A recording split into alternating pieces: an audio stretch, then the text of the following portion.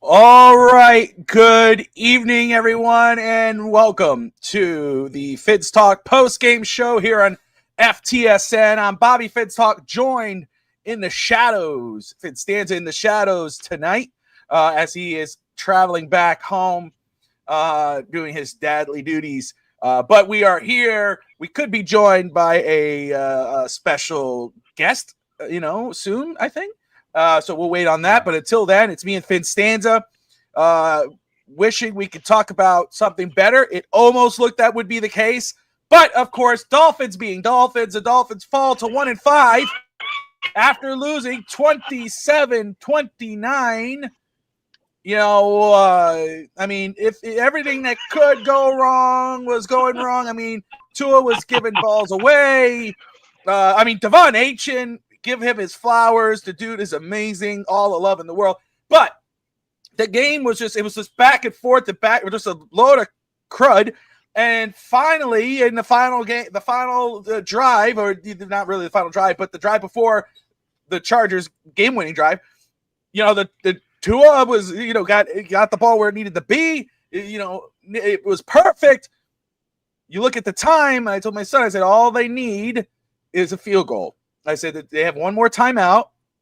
I said they just needed Miami's defense needs to hold up. What happened? Special teams gives up about a 40-yard play. Return. Gets it to, Dolphins defense has Justin Herbert. They pressure him. Ball falls on the floor. He stops the clock. Smart move. Doesn't take a loss. Happens again. We got Justin Herbert. Take him down. Take him down. I felt like King Theoden in Lord of the Rings. He talks to the elephant. Put him down. Take him down. Take him. They can't get him down. He gets it to Lyde McConkey. McConkey runs for another 40 yards. Gets it enough for the field goal. Kaboom. 5 seconds left on the clock. Fitz says we could do a Hail Mary. I tell them, they're probably not going to do that because Tua doesn't have that arm. Probably going to do the little pass off, then dump back to lateral, try to get as close as they can, try to do the Miami Miracle again, of course, Tua throws the third and final coffin-nailing interception to seal the deal. Dolphins, of course, falling now to 1-5 on the season, 27-29. Oh, Evan, we hardly see you, but I know we'll hear you. Your initial reaction to this ball game, and now Miami falling to 1-5 on the season. Bobby, are you okay? You doing all right? No. The reason I ask is that usually I start off with the first rant. You usually ask me how I'm doing, how are things, but you seem a little disappointed in the Miami Dolphins, are you? It's the tad. Are you a little disappointed? Just a tad. Okay. See, you have to come over to the reality. See, you're too much of a bandwagoner, Bobby. You still have too much faith in this football team. If you were on the side like me that have realized for a very long time that this team would head into this season and stink and would only have 6 to 7 wins max, you wouldn't be as disappointed. You'd get to watch these football games with joy, with laughter, with comedy in your heart.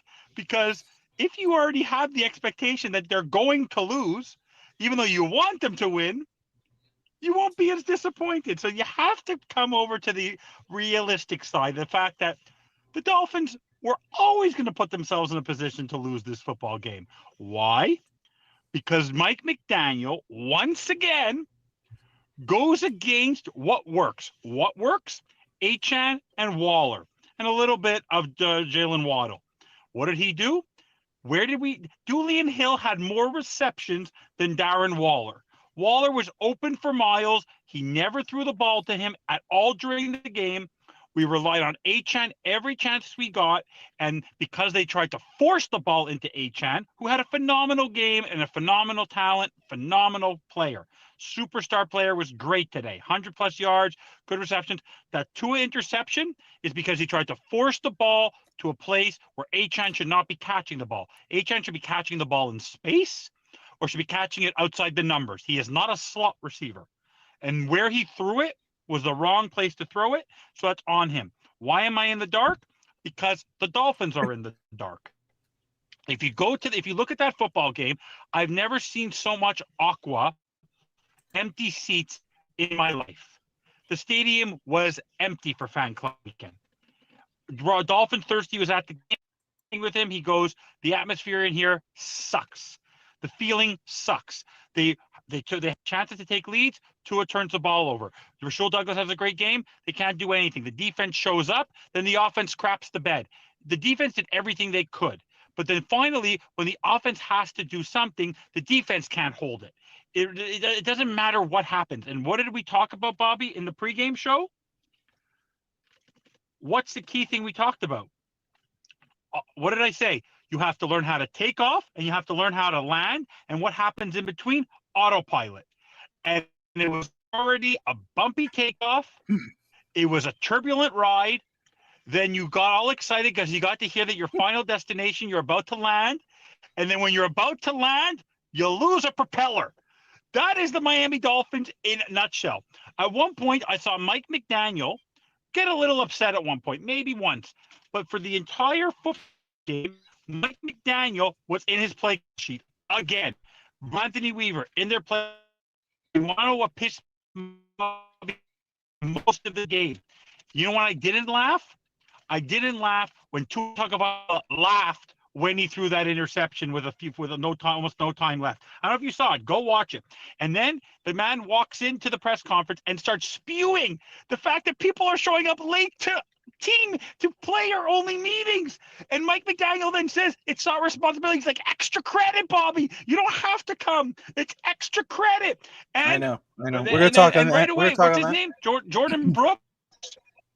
Jordan Brooks. I know you. Jordan Brooks said they said a prayer. They said a prayer during the after the game. What? Thou shalt not lose. Thou shalt never win. Like, what was the quote? I don't understand.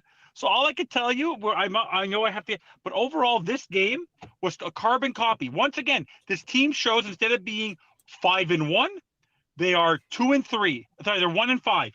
They could literally be 5-1. They literally are a laughing stock. It is the booing, the signage, everything. This loss today of being 1-5, the only thing it showed, the only positive I could take out of this game, Bobby, is when they were 1-4. The joke to me was, I never said it out loud, was that that's the range in which they're going to pick in next year's draft. Now, by losing to go 1-5, now maybe they'll pick in the top 5 because they're going to pick between 1 and 5. This loss today is all on Mike McDaniel. It's all on Mike McDaniel, and it's all on Tua Tagovailoa. They are a laughing stock. This is hilarious. How many times can they continue to shoot themselves in the foot? It is hilarious. It was a Let me just say, show. and by the way, Jalen Phillips, we'll get to it. Unbelievable. I know. Let me just say, shout out to everyone tuning in. We got a lot of people dropping in right now. And shout out to Phins, Sammy, and the crew down in Miami. Obviously, I know we would have loved for that, and I know they would have loved to see a win today. But I know they're all together, so that makes up for the loss. So shout out to them. They're out right now. You got Phins Sammy, Phins TV. Make sure you guys, after the show, go check him out. Go subscribe to the channel. George of the Phins Faithful podcast, as well as hanging out there. Usually they do a post-game show earlier, but of course he's having fun, and he should. Shout out to him. Go like and subscribe to his channel. And of course, Adrian of the Rainy Day podcast as well. Will Patron, go like to subscribe to 305 Sports Now. Great Canes content, Dolphins, Heat, Panthers, all of you above. Ricky, what's up, my man? DSG. Steve Malloy, host of Real Talk Fits Talk. Unfortunately, I don't think anyone gets fired. That's Steve. Russ Morgan, host of On Deck. Josh Wingate, host of On the Clock, and head of FTSN Scouting. Ed Dodds, next GM of the Dolphins. That's what he says. Talking about FTSN, let's go to an OG of FTSN. My man, my former co-host on one of the shows there, the original Overtime. He's my co-host. Yeah, he is. Sometimes he's the co-host of Overtime. That's Brett Lagasse. Brett's in the house. Takes the Dolphins go 1-5 to get our dude in here. Wait, Brett, my brother, how are you? Oh, good. Wait. Come on. You can see. Yep, you're not. Your eyes aren't playing tricks on you. Oh, man, that's I wasn't even surprised the way that game ended. Like I just felt it coming. There you go. What's up, Josh? I felt that coming. Like it was just like, yeah, there's too much time, and then Justin Herbert slipped the sack, made that play, and that's why you need a quarterback who could do that, and ours can't. There's a big difference in quarterback talent, and ours was only good when they decided to run screens and short passes. Other than that, he was leading everything to 3-and-outs, and our offense was not good. The defense did enough until the last drive, but Let me just very quick good. to the Back It Up Binge podcast. I'm so sorry. Guys, if you love, first off, Dolphins, baseball, great interviews, Back It Up Binge podcast. Go check them out after the show and hit that subscribe button. Sorry, Back It Up Binge. I don't want to talk baseball. All right, I don't want to talk about my Phillies right now. Yeah, I know you don't want to do it. No, man, so until like, we get to the playoffs and we forgot how to bat again. let's see. There he is. Okay. So Brett, my man. So as you said earlier, not surprised with today's result. I have not heard from you, or we texted. I don't mean that, but on the show, in regards of the Dolphins season, how it's played out in your eyes, since we haven't heard from you, the audience, what the heck has happened with the Dolphins this season? What have you seen from Miami? Like, what's going on? Why are they 1-5? We know the holes. We've been pretty. It's been pretty evident, not just for this season, but years, what the issues are in Miami. But I don't think anybody could have looked at this roster and said 1-5. So what the hell is going on with the Miami Dolphins, according to you, who, you're on the outside in, you hear everybody talking, but you haven't been on. So hearing your perspective, what's going on in Miami, according to you? To me, it just looks like lack of leadership. It just looks like there's no leadership. Everybody's kind of quitting. And the first week was kind of left a sour taste in my mouth when our quarterback played awful. He threw multiple interceptions, and McDaniel pretty much on the podium was like, well, that wasn't all to it. There's more to it than people realize. Like, you pretty much just laid out and just said, well, it wasn't really Tua's fault. It was the receiver's fault. And whether it was the receiver's fault or not, you don't do that. Like, you just say, like, it's something we got to work on. There was some like miscommunication or whatever. They need to work on that. You hold them both accountable, because at the end of the day, interception's on the quarterback and receiver. Like, Tua held on to the ball, double clutched it on a slant. You don't give the DB a chance to make a play on the ball, and he did on a slant. That's football 101. That's quarterback 101. And then Waddle also has to catch that ball. But again, that's why the one thing I didn't like about Waddle coming out was he's a body catcher. So it's like stuff like that. He's not being held accountable the same. And I think everything's becoming disjointed where, like, players aren't showing up to player-only meetings. Well, Des Bryant was on Twitter, and Greg sent me this, calling Tua out. Like, when is he going to take accountability? Because every week he's pointing the finger. Now, you're talking about someone who's in the locker room who used to, like, be a little bit of a character issue, like, get stirred up. So he knows what he's seeing. Like, he sees it. And what I'm seeing is the leaders aren't being held accountable. There's no accountability. No players are being coddled. We wanted the nice coaches. Well, look what we got with Weaver instead of Fangio.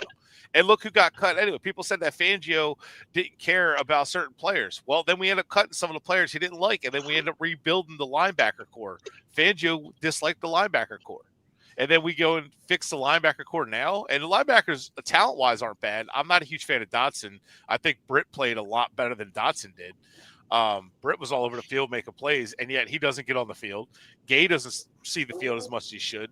Judon's just now seeing the field more. Like, personnel decisions, it's almost like favoritism. Like, the wrong guys get the ball. Look, I like Achane. I think he's good outside zone. But you notice that Achane is like either big play or kind of nothing, right? So it's how they use him. Notice how they use Achane when they use him outside. They run him out off tackle. When they use him like the Patriots use James White or Kevin Falk or players like that, like, that's when he's good. Actually, my best comparison for him is probably Brian Westbrook. Like, you're not going to be your lead back. Doesn't need to be your lead back, but a good back who could do a little bit of everything. But you need to have a lead back. Ollie Gordon doesn't get anywhere near enough touches, and when he does, it's in obvious run situations. So the O-line is not good, but I'm tired of people blaming that. But the coaching is all over the place. missing on draft picks, missing on free agents. It's just it's too much of a mess. Like Minka Fitzpatrick is playing at a lower level, like he's not even trying. Like, the effort on this defense is not good. And I think that's the biggest issue. The effort all around is just there's no energy from this team again. It reminds me of like 2011, 2014, 2018, where the team just quit on the coach and just quit on the environment, and they're just over it. So to me, it just feels like they're just. I think week one they got punched in the mouth. They're just like, I'm done. Like this is a joke. So let's stick with we'll go topic by topic here. Oh yes, Evan, you're muted. Nope, muted still. He's driving. Let me see if I can unmute his mic from my end here. I think he wants to say. I can't. He did it. He muted himself. I muted myself because unfortunately, these two gentlemen who never go on rants are going on rants longer than Finstanza today. And I just want to know who this co-host was that joined us today, because I think I might recognize him. I've been only asking him to come on shows for about 6 months, and then he doesn't even have the decency to text me to tell me that he's actually going to be joining post game tonight. Oh, Bobby asked me to join last minute. I was like, all right. I did. Last minute, right before we went live, I was like, hey, I meant to ask you earlier, but of course, I was caught up with everything. But yes. But come on, Brett. Nothing is more enjoyable than you, me, and Greg. We did overtime on Friday, and we were talking that our text chains are just like the most hilarious things you've ever seen. And isn't it wonderful, Brett, that I'm more like you than you ever could have dreamed? The first time we did a podcast together, it was Mr. we were going it on about Tua. And now look what I've become. Look what you've turned me into. We met because you wanted to challenge me on Tua, and then it was like, dang. A year later, you're like, no, I'm out. I'm done. Yeah. No, but it's Bobby, great to see you, buddy.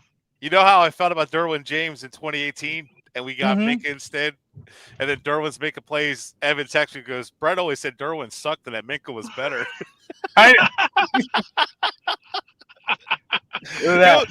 Every time a player I like is good, I know. Gosh. I'll work like 5 minutes from Josh too. No, but I will tell you, guys, it's just because I know I got cut out a little bit, but Brett, it's great to have you here. I really hope to hear. I obviously we talk all the time. I hope your job's going well. Hope family's doing well. Yeah. But no, overall, this 1 in 5 thing. I don't know if you heard what I said. That all it does is that's what we're picking in the draft, like this.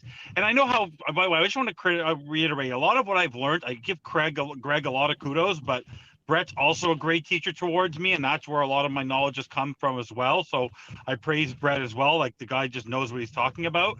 But no, overall, I think we know where the problem is, and we'll talk about it where in the management level. But today was another game where, and maybe Brett, I don't know if we're going to talk about it. I don't know if it's one of the topics, but if you can sort of reiterate, because I know you were talking about it a little bit in the comments, like on that interception from that Tua through to Achane.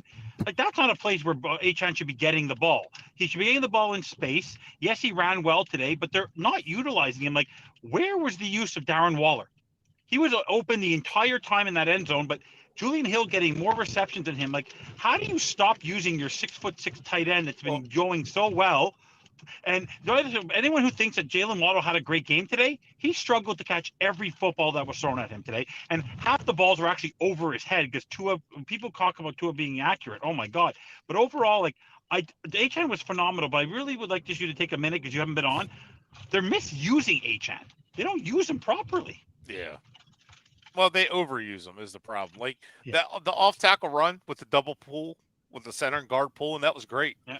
He's got the speed to get there, so he doesn't have to wait long for the blocks to set up, and he's going. Like, all he needs is as soon as his blocks make contact, he's out, and it's hard to catch. And then on that touchdown run he had, both touchdown runs, if you don't seal that edge, he's so fast, he gets the corner, and he's off to the races. It's just overusage of him.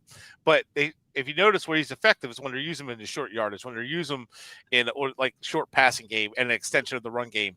That actually helps. So when people say, we need to run more, well, throwing short passes to a guy like Achane or Waddle is an extension of the run game. Andy Reid's done it for decades, and it's definitely worked out. But with that said, that pass to Achane, it's a mix of coaching decisions and a mix of the quarterback making the wrong decisions. So like he's he missed Waller a few times, and one of them was way over his head. I'm like, how do you miss a wide open Waller who beat 2 or 3 defenders? It was a bracket coverage, and then had a safety over, and he still misses high. And I'm like, how do you do that? You have a 6'5" tight end, you have a huge wingspan. I get where Waddle, when he dropped the pass, he reaches out with his arms, not his hands, right? So Waddle like drops it more, but Waller has a big window to catch it. It'd be like missing Gronk. Like, how do you do that? So that was frustrating. But then they wouldn't put him back on the field. Like, what are we doing? Like, this is crunch time where you could use them. And like, well, we don't want him to get hurt. Okay, I get it, but I mean, and Waller looked like kind of confused. Like, why the hell am I not out there right now? And then Julian Hill, like the only time they used him was like the short passes, which it was working. That was just that drive to keep the game alive and take the lead. But it was short passes, dink and dunk. It wasn't like big time throws. It wasn't a quarterback. It was just a system just taking advantage of the defense. And honestly, that was a big part of it, where like they can only scheme so much for so long before they have to line up and play. And we've been saying that for a long time. But as like personnel usage has been a problem. As far as where the ball goes, we don't know if Achane is the dedicated target on a lot of plays and he gets the ball. We don't know necessarily who's the number one target. Some plays you can tell, some you can't. But a lot of them, it's like I think it's Tua rushing his reads, I don't know why he hesitates and checks like almost every single play. If the coverage isn't quite right, he second guesses, and you can't do that. Not in your 5th year. So. All right. I want to talk about Tua turnover Vailoa. I want to talk about interceptions. I mean, my goodness. Today, 3 interceptions. We know the first one is on Waddle, bounce out of his hands, bobble right into the other guy. Still turnover. I don't blame Waddle. That's not on Waddle. That's not on Waddle. Hold on. It wasn't on Waddle. It wasn't on Waddle. You said that 3 times. You said that 4 times. Heard you. I heard you. Hold on. All right. You see what happens, Brett? You see what happens? You disappear and you let him now. He never stops. Now he's unchained. We're talking about A-Chain, but he's not chained. He just keeps going. Anyway, the first one, because I already know what people are going to say. So in and out of Waddle's hands. The one to A-Chain should have been in front of A-Chain. It was right behind him. That the player makes the play, interception. Then the third, which is the nail in the coffin, right to the defender. And that's the ball game when we get the giggly dude walking in the back. Again, it felt like that the whole game. Overthrows everything. The best performance by Tua was the drive before the final drive for the Chargers. I mean, right where it needed to be, bam, bam, bam, runs out of the pocket, looks like he's going to run to the end zone, gets it over the top to Wall in the back. That's the best version you're going to get of Tua. Everything else was not good. And then, of course, Tua's like, I'm done. I did it. We got the lead. No, because watch and learn. And, of course, everything goes right for the Chargers. Dolphins defense can't stop a nosebleed.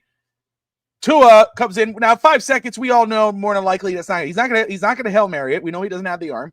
So what's the next best thing? Okay, well, they're probably going to throw short, lateral, and try to do the Miami Miracle. But here's the problem. You don't have Kenyon Drake. You don't have Ryan Tannehill. You don't have Kenny Stills. You got these guys. And gets it right to where it needs to be. And he's giggling off to the sideline after the game. Yeah. That was again, I said this to Evan earlier. I said this to Evan last week. The comments. That's the worst thing.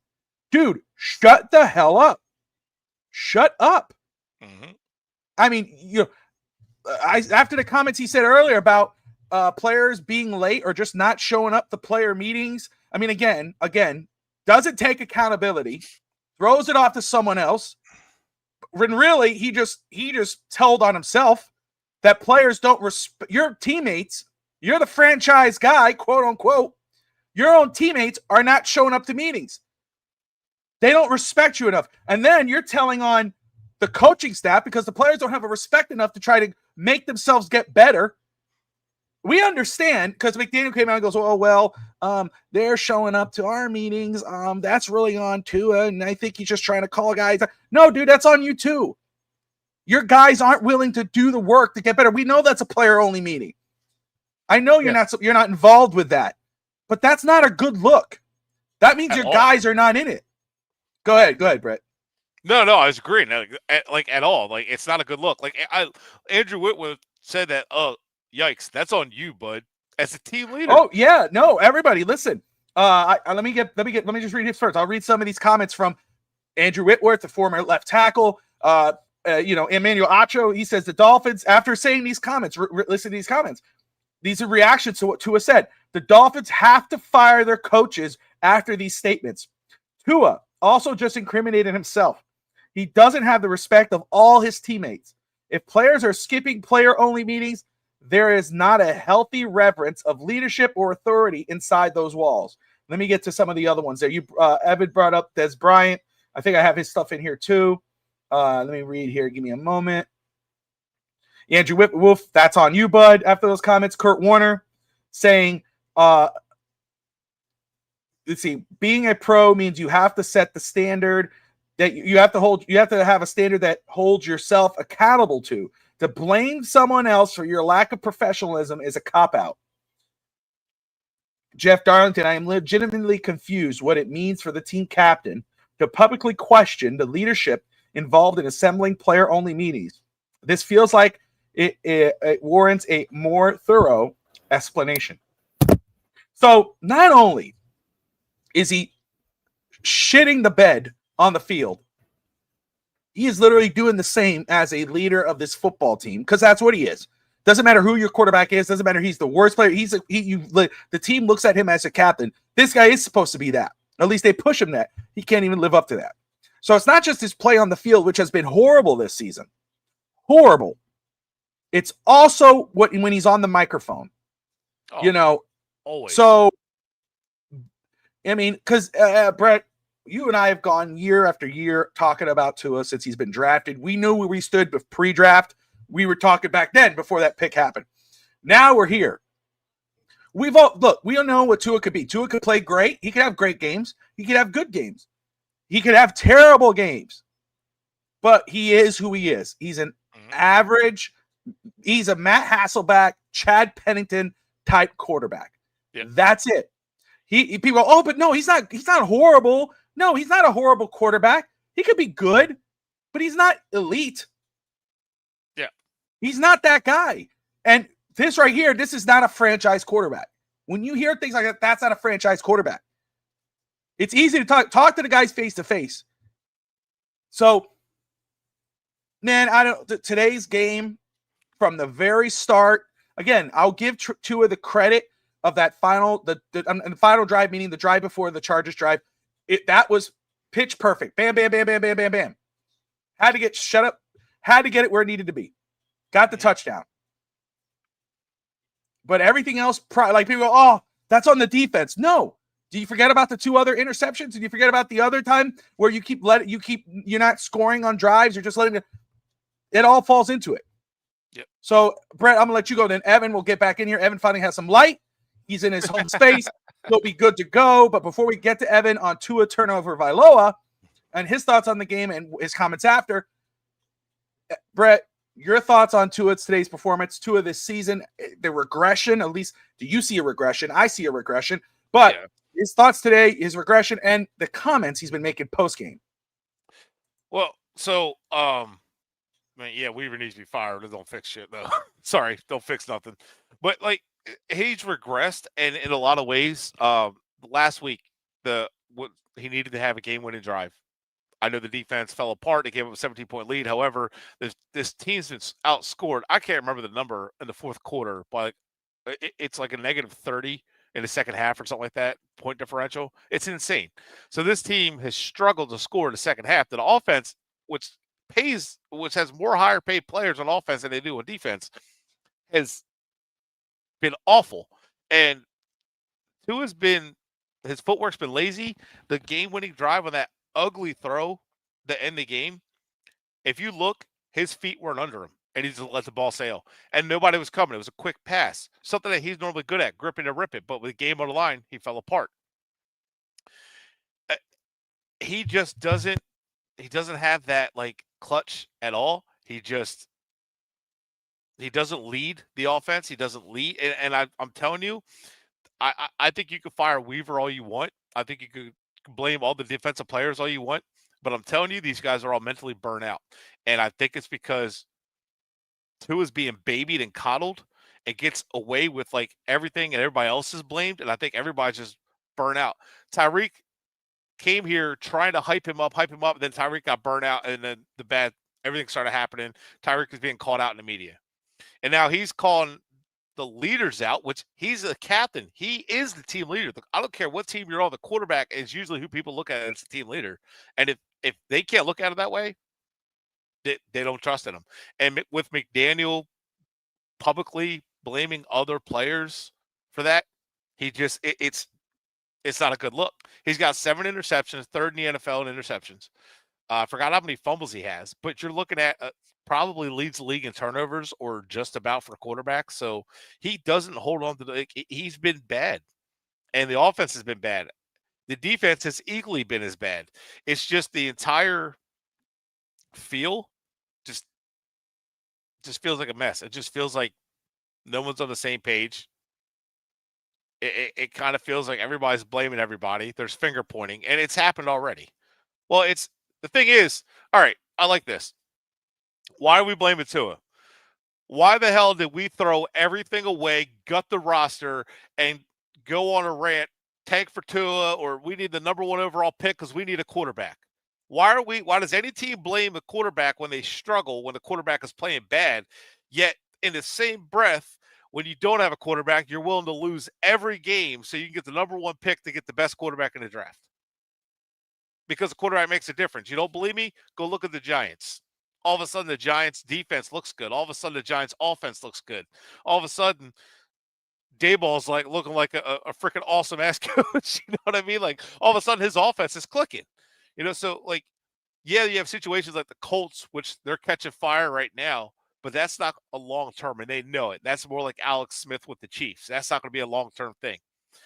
It's not just Tua. The offensive line is put together very poorly. It reminds me of someone playing Madden, building a fantasy team that has no idea what they're doing and just drafts guys by, I need guard, I'll just draft the guard, whatever. That's kind of how Greer builds the offensive line with no vision or anything of how things fit. I need a linebacker. Here's a linebacker. Well, he doesn't fit our system. Well, I'll make it work. That's how it works, right? So that's kind of how Greer builds a team. So that the way the team is built is a problem. But the reason there's so much on Tua is because we paid him a ton of money. And if you want to complain about the defense, well, then complain about why the hell we paid a quarterback who can't step up and shrinks in big moments. And then we have less money for all these other positions, Christian Wilkins, Robert Hunt. I would have let Tua play in his 5th year, and I wouldn't have signed him to a big deal. And I'd have had him prove it. Oh, he didn't prove it. I'm moving on. And then I still have Robert Hunt and Christian Wilkins under contract. And then I could get a rookie quarterback in here with solid players around. Or I would have used the money on better players and got more impact players. But I know I've kind of been hard on Achane and stuff, but Achane is still a good weapon when used the way like McDaniel has been using him here the last few weeks. And Waddle is not like a dominant like Jamar Chase, but he's a good receiver. I think a true elite quarterback, this offense will be clicking a lot more than it is as it sits right now. But for some reason, I think a lot of it has to do with Tua's lack of leadership and just lack of leadership on the roster, and decision making by coaching has just been just awful. I will say that. I don't agree with the play call has been bad. Because I don't think the play call has been awful at all, especially the last few weeks. I think play call has been fine on offense. I think execution has been terrible all around. And I think the drive, like to finish plays, to finish drives, to like, it's almost like they're just happy settling for field goals. I don't know. Like Evan said, like McDaniel just kind of showing no emotions on the sideline. But he's kind of giving me the vibe of a guy who's defeated and just knows it. Or, dare I say, a guy who knows he's safe and knows this year doesn't matter. That's just my thoughts. There you go. Evan? As Brett said earlier, I came on this show for the first time with him to defend Tua Tagovailoa. Yes. When Tua Tagovailoa was drafted, I had his jersey here in a week. I was one of his biggest defenders. What I saw today was a quarterback who this season has to be the leader, who continues to put his foot in his mouth, who is never, and Daniel, I appreciate, the defense has been atrocious, but they kept the Dolphins in the game, and Tua did come back, but then Tua never won the game. He's had 4 opportunities. He had the opportunity this week. He had the opportunity last week. He had the opportunity in the Buffalo game, and he had the opportunity in the Patriots game. And a quarterback of his stature and his pay grade wins 3 or 4 of those games. It doesn't matter if Tua is been decent. He hasn't been good enough. And in any league, last week, Drake May outplayed Josh Allen. Today, Justin Herbert, in the end, had the last word against Tua Tagovailoa. Today, Baker Mayfield was the better quarterback. Jordan Love was the better quarterback. Daniel Jones was the better quarterback. In the end, it doesn't matter how good your defense is and how good anybody on the team is, from your O-line to everything. Because the O-line today, even though they took penalties, which we'll talk about, it falls on the quarterback. In the end, the people who make the most money, who win NFL MVPs, are quarterbacks. You drafted Tua Tagovailoa to be your leader, to be your star, to be your best player. And he's not your best player. If you had to, right now, if someone had to go pick players off our roster that they would want on their roster, they would take Minka, they would take Achad, they would take Sealer, who's had an awful year, they would take Waller, they would take Chubb, they would take. He's right now has put this team back many years. In his career now, he chokes it away. Because in the end, in the play that he had on that last drive, yes, they scored a touchdown, but at the same time, he left time on the clock. He could have extended some plays. He could have made it a longer drive. They had timeouts. They could have figured it out. They left time on the clock for Justin Herbert. I mean, our first round pick from 21 could have made the sack too, but that's neither here nor there. Greer. Yeah. So we're going to get to Greer. We're going to get but to I thought Greer, our pass rushers were amazing. Sorry. I hate to break the news to you, Brett, because it's been a while, because I seem to do this, but I think I've been a lot better the last couple of weeks. There's actual headlines on the right. So Bobby doesn't like when we go on tangents, because then all that work that he did goes to waste. Yeah, but you're let's right. talk about Tua on the first interception quickly. He double clutched. He hesitated. That confused Waddle. So yes, it's on Waddle. Waddle needs to grab that, because you and I have talked about him being the way he catches the ball, a body catcher. But Tua hesitated once again. The second interception was totally on him. The third one, I don't understand. But also, the play that frustrated me the most with McDaniel throughout the game, which affected Tua, was the play where Tua threw the ball to Waddle. Then Waddle threw the ball across the field to Achad, and they got crushed. Like, what was that? The ball should be more like a flea flicker where Tua throws the ball. I don't know if you guys happen to notice this today.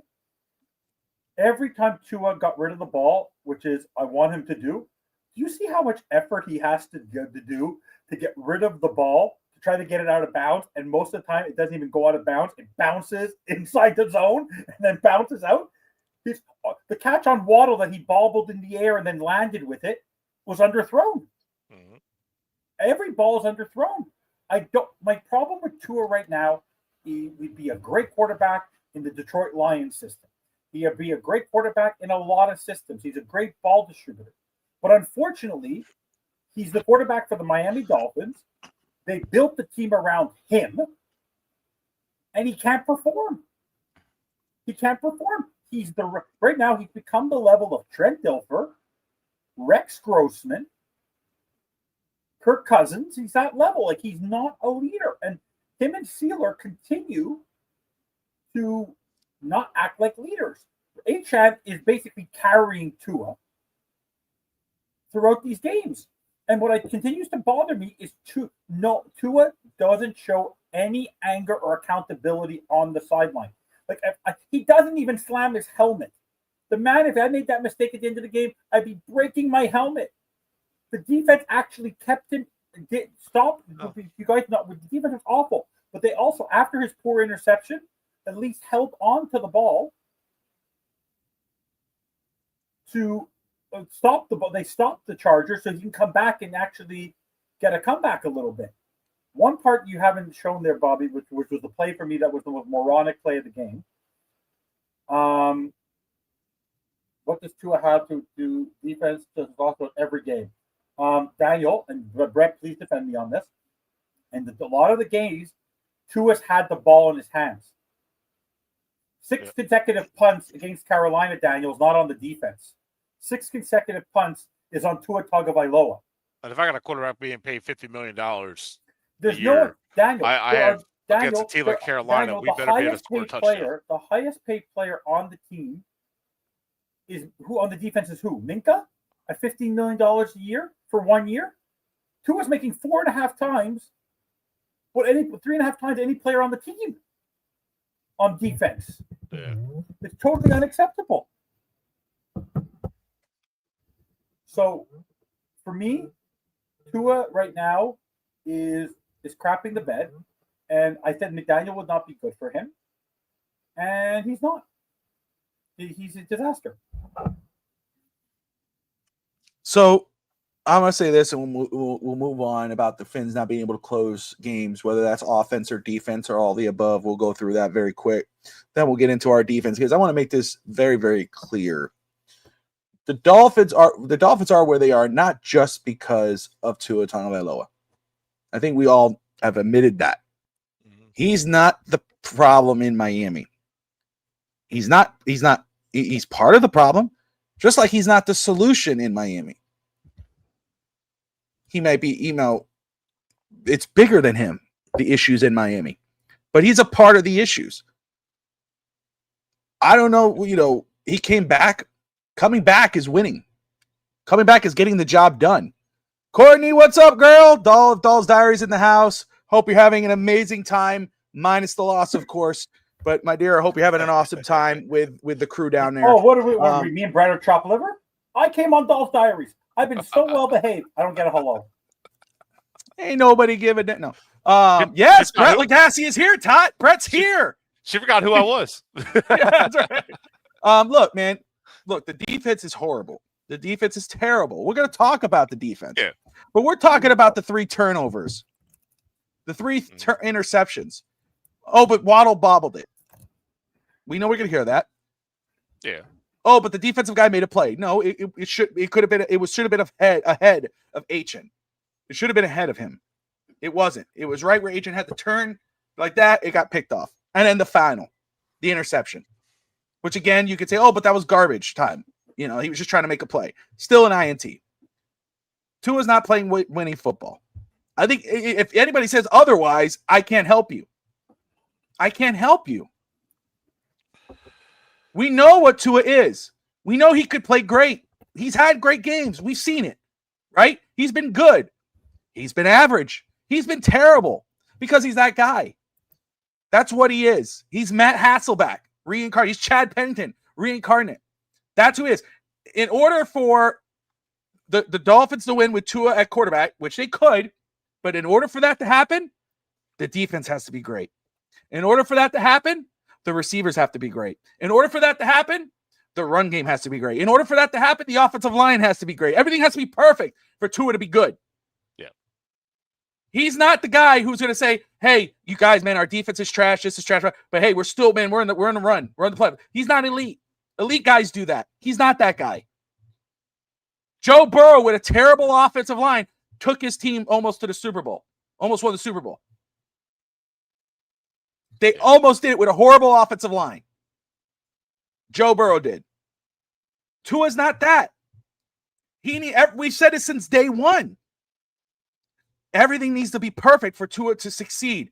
Oh, but he doesn't have an offensive line. He doesn't have weapons. They drafted Waddle. They signed Tyreek. Oh, but he doesn't have an offensive line. They do this, and that. Everything has to be perfect for Tua to be great. Doesn't mean he's horrible. Doesn't mean we're blaming everything on him. But when is enough? When is it finally say, damn, dude, this guy, we have to find out what's more. Like, yeah, okay, if you want to keep Tua, the Dolphins are going to have to figure everything else out.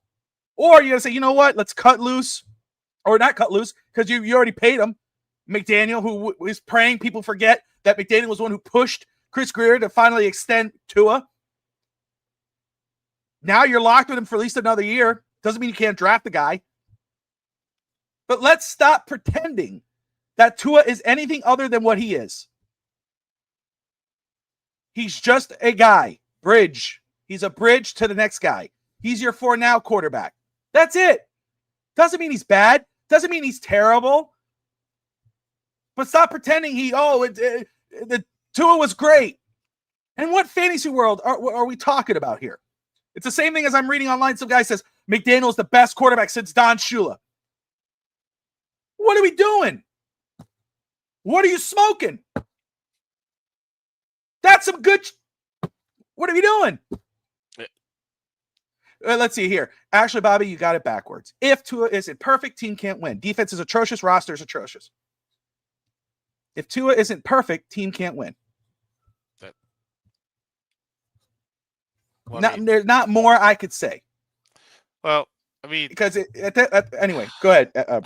How many games have we watched Patrick Mahomes throw multiple interceptions? Hell, we just watched Monday night last week. Trevor Lawrence made some bad plays, and then, like Troy Aikman said, sometimes the rest of the game doesn't matter, and it comes down to the one drive, and that's what matters most. Well, he let him downfield, and he scored a touchdown, and that ended up being the difference in the game. And yeah, it left them time, but like the Chiefs ended up losing the game, and Jags won with a game-winning drive. Is like sometimes that's what matters. And Greg and I have talked about it many times. Like you have teams that like end up winning after throwing 3 interceptions, but that's because the quarterback is good enough to overcome them and carry the team and lead them forward and all. It's oftentimes where Tua does not. Even when Tua's good, it's still not enough. And when Tua's like perfect, like the scoring drives that we had, all of them were reliant on screens and short passes. It wasn't Tua really doing anything special, lining up and picking apart a defense. It was him just running screens, knowing where to go with the ball automatically. Like a lot of them, that screen to Julian Hill, that was designed. That was definitely to get the defense off balance. The Chargers, the drive before on one of their scoring drives, literally used the same kind of play with a tight end that's normally a blocking tight end, a Disley, caught the defense off guard, was a huge gain. And yes, bad passes do count. Derwin James got his hands on that ball. He got lucky, or Tua got lucky on that one, and it went to Ingold, and he had a big gain. That was a risky throw. And if that was intercepted and it wasn't a big play, we're talking completely different situation. So, yeah, that does happen, but that's why when you watch film, you're like, that's not good. Like, or defenses are looking at that like, oh, he likes to make those. Let's bait him into that, and that's a pick six. Like, we'll bait him into thinking that he can make that throw, that's going to happen, and we're pick six. And it's just this whole thing about Tua has to be perfect or we lose. That's not true at all. Defense has carried Tua throughout his entire career. And nobody wants to admit that, but even in 23, the defense carried Tua a lot. It's like if the defense it's true. It's true. It's yeah, 100% like, true. 23, if we gave up more than like 24 points, we end up losing the game. That was insane. Like 24 points, like so that's insurmountable. Our offense can't score more than 24 points. Like, what is this? I don't know. It's just, to me, yeah. So look, again, minus the 2 interceptions before, again, the drive before the game-winning drive by the Chargers, Tua had a perfect drive. Bam, bam, bam, bam, bam, bam, bam. Done. Scores the touchdown to Waller in the end zone. Very impressive rollout. Sees Waller, instead of running it, gets it in the corner. Right. It was picture perfect. It was exactly what it needed to be. That should be a win. But yes, our defense, which falls on Anthony Weaver, which falls on Mike McDaniel. He's the head coach. Let's not forget that. He's the head guy. Falls on him. They didn't get the job done. They did not put their guys to succeed. The guys allowed a big return on special teams. Man, Danny Crosby gets fired, and look, the special teams is still special teams. Plays like this one we know. And then a big play to the lad McConkey. And Jalen Phillips can't bring down Justin Herbert. We'll get to the defense. But let's stop pretending Tua is not a part of this. Ray Fickle says, we aren't Tua haters. He's had enough time to develop, and he's officially going backwards. So we touched on Tua, but again, the Dolphins continue to show they can't close.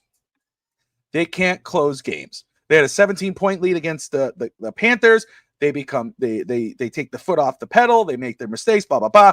Panthers come back, win. Impressive win by the Panthers today as well. But Dolphins, again, can't. They get the lead. They can't seal the deal. Chargers get the win. The late field goal. Tua throws the last interception. Again, that's just trying to make a play. Interception. It's over. That is what it is. Evan, you have a comment to share, but after the comment you share, get into this. What is going on in total with Miami not being able to close games? When you're off mute. I'm letting you guys talk. Isn't it amazing? I wish I could create a video of this because there is a video in the banners over here in the media assets. But I did get a breaking news message because Mama Finstans is watching the show, and she's actually had breaking news that Bobby's rants are worse than mine. He seems really upset, and I'm the calm one tonight. So, Bobby, Mama Finstans is very concerned for your health. So you better calm down. Because when you're worse than me, oh boy. And if you're calmer than me, Bobby, holy crap.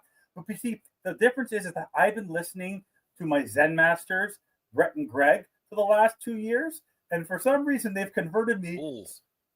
But I don't know about you, but by the way, Brett, I don't know if you know this stat. I don't know if you got to hear this stat, and then I'll talk about not closing. There was a stat.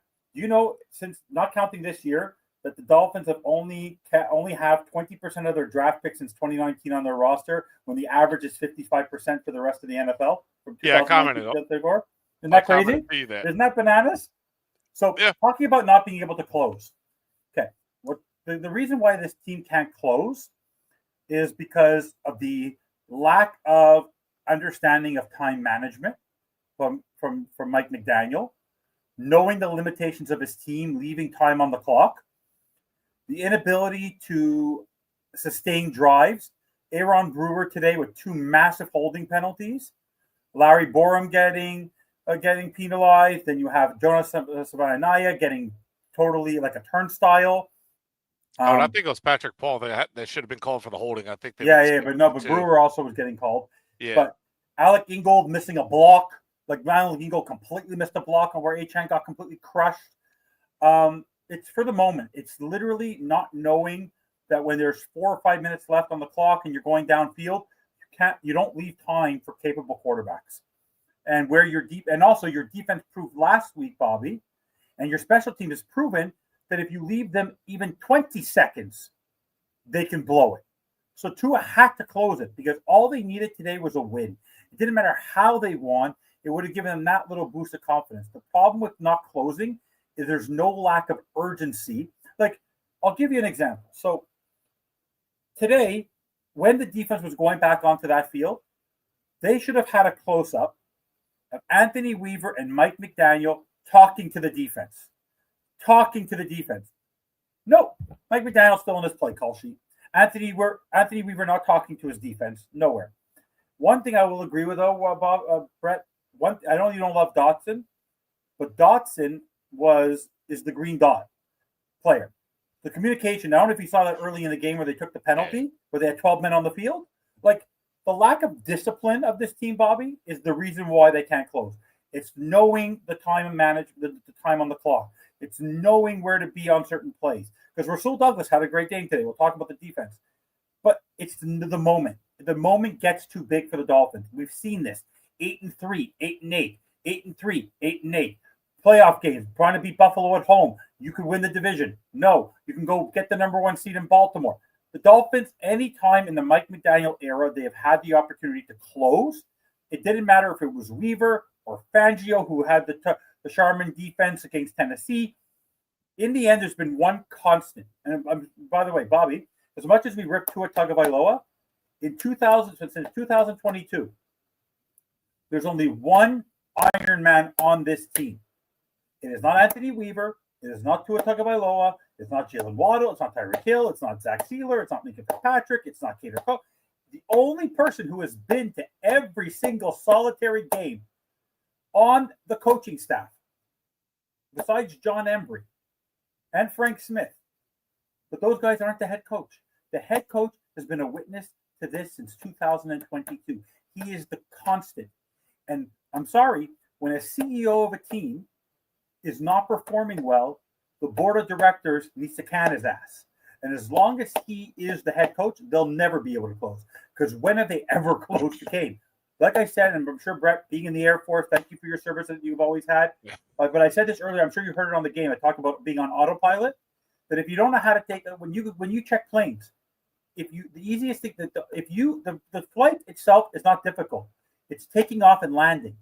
And the Dolphins do not know how to take off. It's a turbulent takeoff, and it's a much worse landing. And that's what happens with the Dolphins. They take off, they start off slow, they get into the game, it's smooth sailing, and then when it's time to land, they lose both their propellers and they crash and burn. And that's what happens to this football team. They fall asleep in the fourth quarter. They don't perform in the second half. They come out of the second half with no sense of urgency. They did it against Carolina, and they did it today.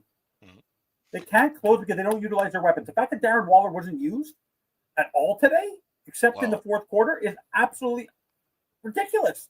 I mean, the best play they made all game was finally on 3rd and 2. They put Ollie Gordon on. They gave Ollie Gordon the ball, like in a position. Like, did they not realize that Ollie Gordon is not a guy who should be running? Ollie Gordon should be running where Tua's under center and he's pounding the ball. No, let's hand him off to the side and shotgun. That's not what Ollie Gordon's strength is. They can't close because Mike McDaniel does not give. He's the air traffic controller. But just like the government shutdown in the U.S., which I hope gets resolved for you guys shortly, there's no air traffic controllers to control all the planes in the air. Unfortunately, the air traffic controller is only focusing on his plane and forgets about all the other planes flying in the air.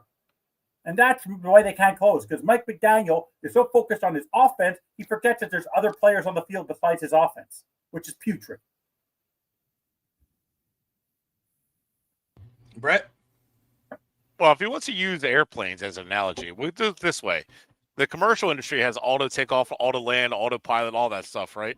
So the Dolphins with Tyreek and the cheat motion and all that stuff in 2023, that was all autopilot. It's good to go. Plane does all the work for you. As soon as you take that away, they have no idea what the hell to do, and the shit hits the fan. They got an emergency to play. I mean, that it is a fair analogy. Like, this team has they have no backup plan. They don't know what to do. Like, and Greg has said it for years.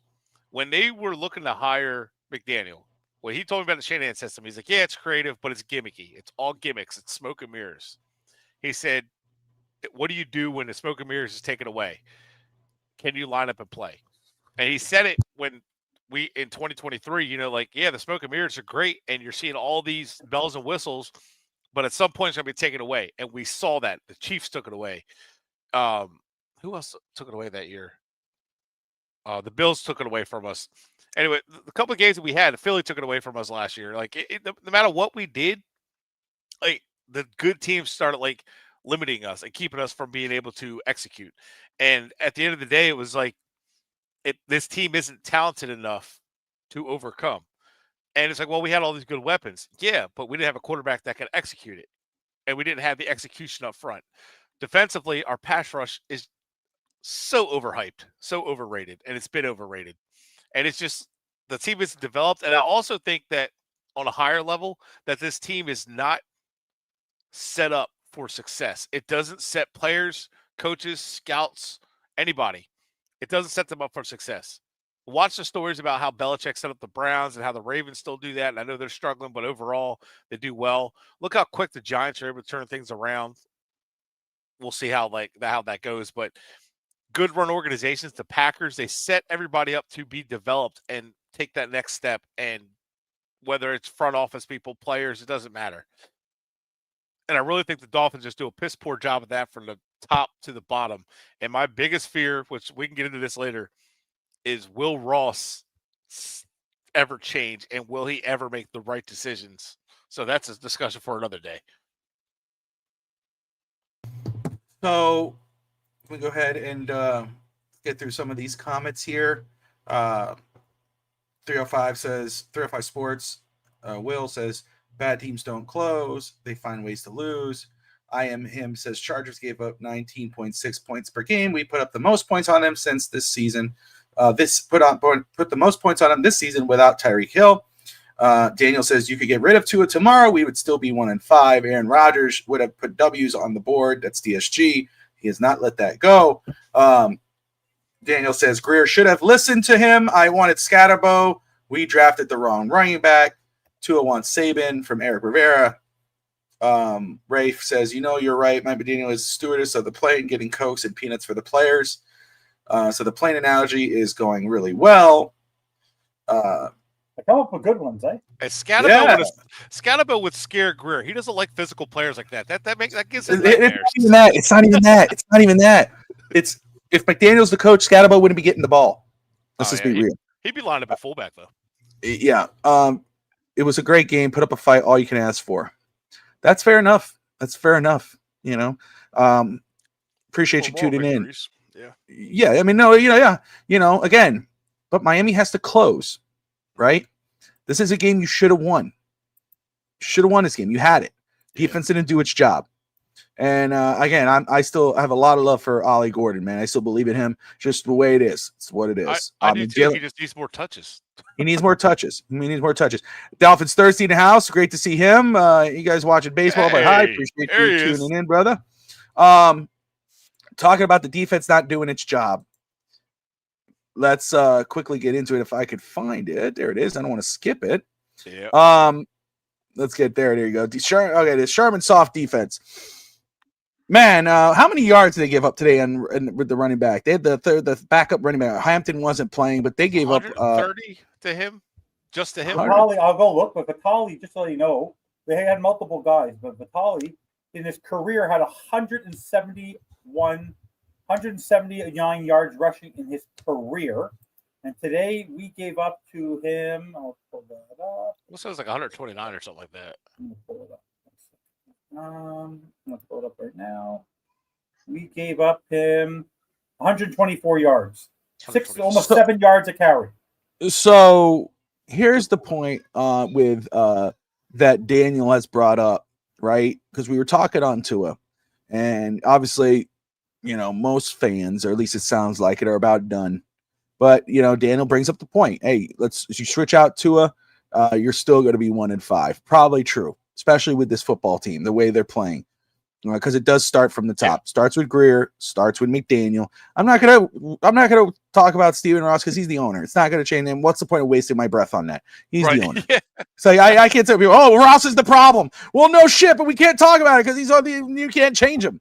So we'll just stick with Greer. Fire McDaniel. But this defense, we knew the flaws going in. The secondary, that's why, again, when everybody was talking every other position, I was saying, man, corner. I was talking about Janae Barron out of Texas or Will Johnson out of Michigan. And you see what's going on with the secondary. Of course, shout out to Rasul Douglas. I mean, he had himself a game today. I mean, we got a lick on Justin Herbert. Had that beautiful forced fumble on Oronde Gadsden, which was crazy to see Oronde Gadsden. Oh, dude, I love watching it. 86. I'm like, oh, come on. I'm like, oh, dude. I told my son, I watched his dad. He was one of my favorite receivers with Chambers. That catch over the middle still sticks out in my head. I know. And, with the baseball field. Oh. Dude, that's classic Dolphins, man. I Madden, I switched uniforms to those uniforms. I was playing with those uniforms. Always. But so there was some moments, but again, we talk about the Dolphins not being able to close. Our defense can't close. Our defense can't tackle. Jalen Phillips, I think it was Jalen Phillips who had Herbert on that last drive. He had the sack, but he couldn't get him down. Herbert escaped. Herbert made the play to Ladd McConkey. McConkey ran downfield. McConkey's so freaking clutch. That dude's clutch. That dude makes clutch plays. We knew the flaws of this defense, but when you looked at that D-line on paper, you're like, hey, wait a second. This defense could surprise people because if your D-line makes some plays, that could help out a weaker secondary. Maybe they make some plays. Has not been the case. the defensive line has not been the case. Bradley Chubb, what is he, like 3 sacks now, 4 sacks on the season? He didn't have a sack last week. I don't know if he had one today, but he played. Sure. But other than that, Kenneth Grant had a good tackle on Herbert. Herbert tried to escape, and Grant wrapped him up. Still, he made a tackle. He was on film. We saw him. But everything else, it's just been ridiculous. And again, anytime, I mean, last week it was the Rico Dowdle who had a great game today, but he was the backup. Then you have the third string back today, and he has his best game. Evan, starting with you, and then Brett, you follow right up after. What the heck is going on with the defense, man? The defense doesn't have any dogs.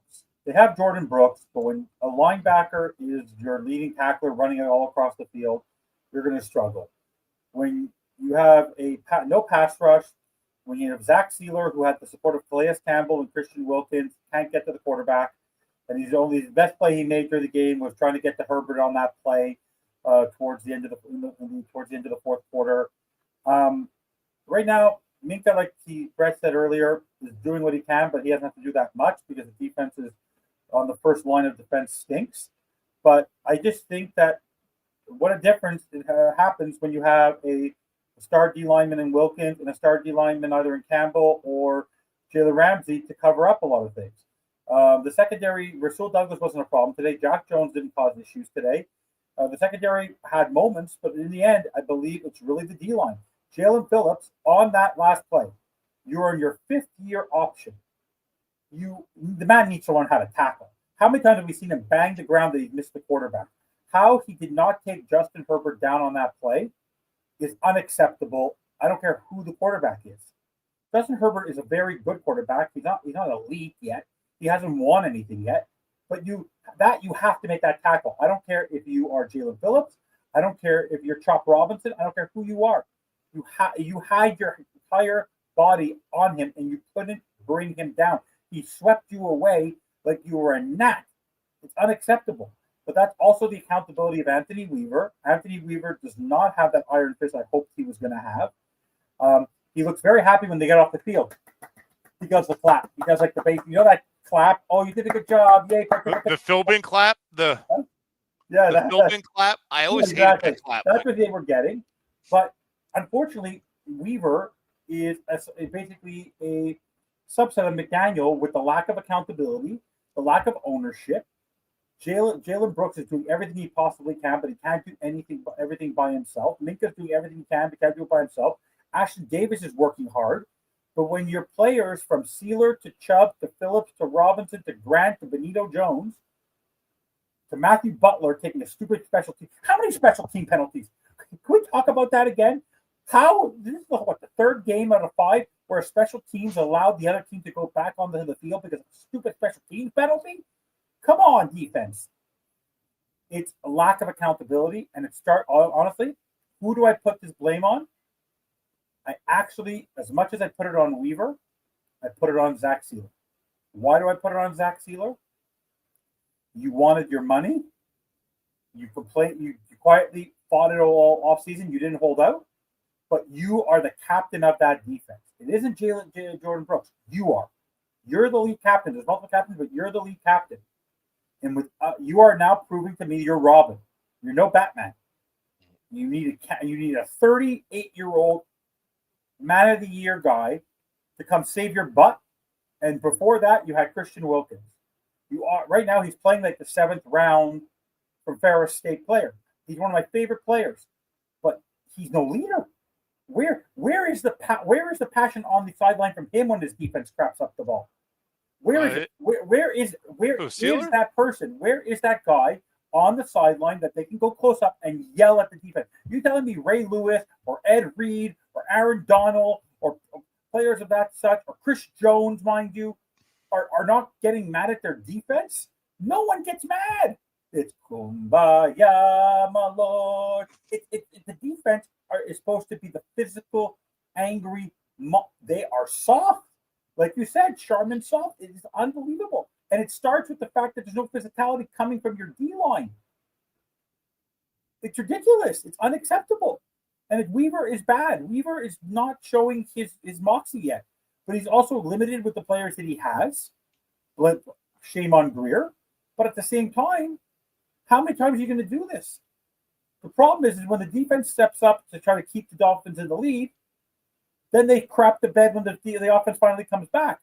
But in the end, 1 + 1 equals the head coach, who has zero interest in dealing with the defense. And it's kind of ironic that we with much less talent, Brett, much less talent, Flores did way more with less on defense than Weaver. Way less. You think this defensive setup is bad? Go look at the lineup of 2019, 2020, 2021 and compare it to this one. As bad as, yes, they had Byron Jones and Xavier Howard, but the rest of it was garbage. Wilkins sucked for the first 2 or 3 years of his career. All to say, in the end, it's coaching. There's no accountability when they come off the sideline. I've never seen anybody get mad. And remember, Bobby, remember when I said with Fangio, I wish he was on the sideline and someone would get mad at the defense. There's no one getting anger. They play meditation music. You know when you walk in, have you ever gone for a massage and you hear that nice white noise music? That's what's playing on the sideline. Ambiance. Oh, by the way, did you guys happen to hear that they were playing when Tua threw the interception? Omar Kelly posted it on Twitter, on X, that they were playing Wanksta, when they were playing Wanksta when Tua threw that interception. But I heard all the boos. Yeah, I heard all the boos. So, see, that's honestly, the defense is limited by the players, but in the end, the players on the D line are supposed to be stars. Sealer's a big contract guy now. Bradley Chubb was traded for a first-round pick. Jalen Phillips is the man of God. So, Chop Robinson was. Oh, we got our pass rusher of the future. I try to tell people about Chop. Well, I think it's more on the team than it is on any particular player, because no player is having a great season minus Devon Achen. Exactly. So very quick. I just want to say this very quick. Tyreek was doing his job. Tyreek was doing a good job before he got it. Tyreek was not having a bad season. He was acting like a leader. Very quick. Some news for the day. Matt Stafford passed Dan Marino in career passing yards. Okay. So that happened today. The bad news is I feel so bad. I have a buddy of mine who's a 49ers fan. I saw him at the arena at hockey. How many more players are they going to lose in San Francisco? Fred Warner. Who did they lose today? Fred Warner's out for the year. Oh, really? Oh, yeah. Wow. He was taking out an air cast. He also dislocated him. So like similar to Tyreek's injury. No, he dislocated and broke his ankle.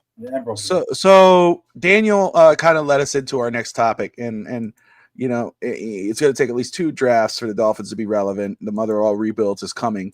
We'll touch on that, but right now, first things first. Do you think has Ross seen enough to make a change now? You know, I know, first off, shout out to the Phins Faithful podcast, George and Jason Sarney. They had, oh my goodness, Tony Pauline on, who had that report earlier this week about the Dolphins, that the leash is getting shorter for Mike McDaniel, that they give him the next 3 to 5 games to try to do something. Of course, the 3 to 5 games, he's already 0-1. The next one, I believe, is the Cleveland Browns, who are 1-5 as well. And then, of course, was it the Falcons right after that? So, but can Mike McDaniel survive what happened today? Do you think that McDaniel, do we wake up tomorrow? James Franklin got laid off today. Penn State, which is just what a disaster that is. And Jewel are out for the season. But Franklin gets fired today. Could we see McDaniel gone by tomorrow? And Brett, I'm going to ask you this, because I know you've been leading that train for a very long time, and I'm, I've been with you on that too. You know, when we were before anybody said fire Flores, I said we need to get rid of them both, because it was before, and then we got rid of Flores, but we kept Greer and hired McDaniel instead of we should have gotten Mike Vrabel or Doug Peterson. That's who I was at that time, Lane Kiffin. Yeah. So there's so many, but whatever. My question for you, because to me I've already seen enough. Has Ross seen enough to make the changes he needs to make, in your opinion? Or do you think this can continue for another week or 2? I think he should have seen enough for sure to just clear house. But obviously not going to clean house in season. But I think he has feel like he's seen enough to make some type of change. But do you go like, what do you do? Some people are saying, well, Weaver has to go. Or does Ross say, Weaver and Flores, or Flores, they got me going back. Or does he say McDaniel and Weaver gone and then have somebody step up? I don't know. I know. And who's your interim head coach? I mean, who would you put as interim head coach? I don't Does know. Weaver survive? Should he be promoted just to see if that gives any? Or would you be okay? Let's put in Frank Smith, Darrell Bevel. Like, where would you go with that? So if I want the team to have like some respect, I go Darrell Bevel. If I want the team to like keep losing so we can get a better draft pick, Frank Smith. I just don't see the big hype of Frank Smith and everything. Maybe it's just the situation, but I don't know. I feel like every stop he's been at, his offense has been average, his offensive line has been average, but Bevel's had success as a head coach, and I feel like but at the same time he's still limited with to do what he can, but I would probably say Bevel will probably be the most qualified one as the interim head coach. That's who I would lean towards if I was going to do that. Let me so very quick. Scotty in the house. Scotty says fire Greer and McDaniel, make Allen the interim GM and make him make as many trades as possible. We're gonna get into the fire sale in just a few minutes here. But to answer your question real quick, Bobby. Yes, sir. I wouldn't be surprised if he goes ahead and fires McDaniel next week, not this week. I think we lose to the Browns, especially with the interim coach, because they're supposed to fire Stefanski. He's definitely. Why would they fire Stefanski with that defense? That defense is good. I don't know, but Stefanski's being fired. Jim Schwartz is being promoted to the interim head coach. You think so? That's what the rumor is. So if that happens and Miami loses, that's on like, all right, well, I guess we're going to need an interim head coach now. So I think that'd be enough. But I mean, they've lost. I think if they lost to the Jets and the rest of the season stayed the same, I think they would have already made changes. But 6 games in, I think it might be time soon. So I'll just say this before we get Evan in here. I will say again, I know a lot of people say, and Thirsty put this stuff, and Thirsty Rob said this in the comments earlier. If Greer's still here and they're making trades, that might be Greer thinking, or Greer has the assurance or the thought process that he will be back next season. I'm still not in that mindset. I could see Greer making moves because he feels that, I have a job here no matter what. Because if he is relieved of his duty as GM, he might have an advisor role. I really do think. I don't see Greer ever leaving the Dolphins. I think he'll be, because I think he's with Stephen Ross. It's just what it is. So even if he stayed on until the end of the season, I think trades could still be done. And in regards of interim head coach, again, I think Darrell Bevel as the one I would lean towards. I think Anthony Weaver. I mean, the defense, it's what it is. I mean, it's trash, and you got to look at it. But like you said, it's what he's working with. I could see Weaver being, because I know he's thought highly of around the league. John Harbaugh thinks highly of the league. I could see them saying, "Hey, let's go ahead and push him up. Let's see what happens." But at least and then you interview him at the end of the year, and now you have that away. Now you interview everybody. I could see that being the case. Go ahead, real Brett. Quick. Joe Philbin got an extension after the 2014 season, I believe. Yeah, and after they went 1-4 and they lost the locker room, they fired. Right, they fired him. He was 1-3. He was 1-3, and they fired. Right, and they hired did it before the bye week. Yes. So I could see Ross waiting until before the bye to do anything. I don't think they can know, because then that means they have to wait till Spain. I don't think they want to go international with this. There'll be an international. You know what? There'll be an international incident. I think a Dolphins fan might rather stay. Yeah. They get put in prison in Spain than they would be. By the way, you I can see that. By the way, you do realize that at this point, the Berman team in South Florida would probably support and defend for pro bono any person who actually can make Greer or McDaniel disappear. Since they posted that, they admitted that they're the ones who flew over the stadium. They put their name on there. So you'll get probably free legal services from them if you end up being the one who actually gets rid of McDaniel and Greer. Evan, let's stay on here because we've heard about what your thought process is on this. But this week we've heard teams are calling the Dolphins on Bradley Chubb. Obviously, he's had a stronger season than majority of the defensive line for the Dolphins.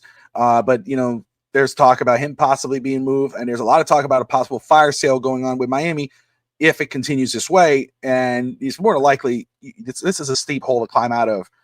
You look at the Browns, you go, damn, Dylan Gabriel, Shedeur Sanders, Miami should win this game. Defense should probably pretty hold, but then you look at the defense for Cleveland, you look at the line, maybe they eat that day.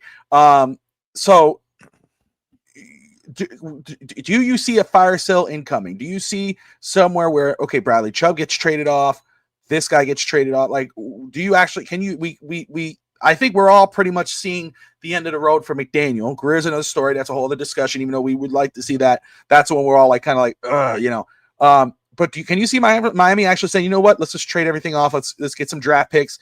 Let's prepare. Let's do the rebuild. Could you see that?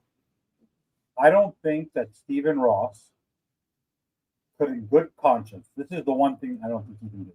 I don't think he can in good conscience start selling off the team and keep these two people in place. Scotty, I that's a good one. That's a good one. Sorry, go ahead. No, but also remember, he's very loyal to McDaniel.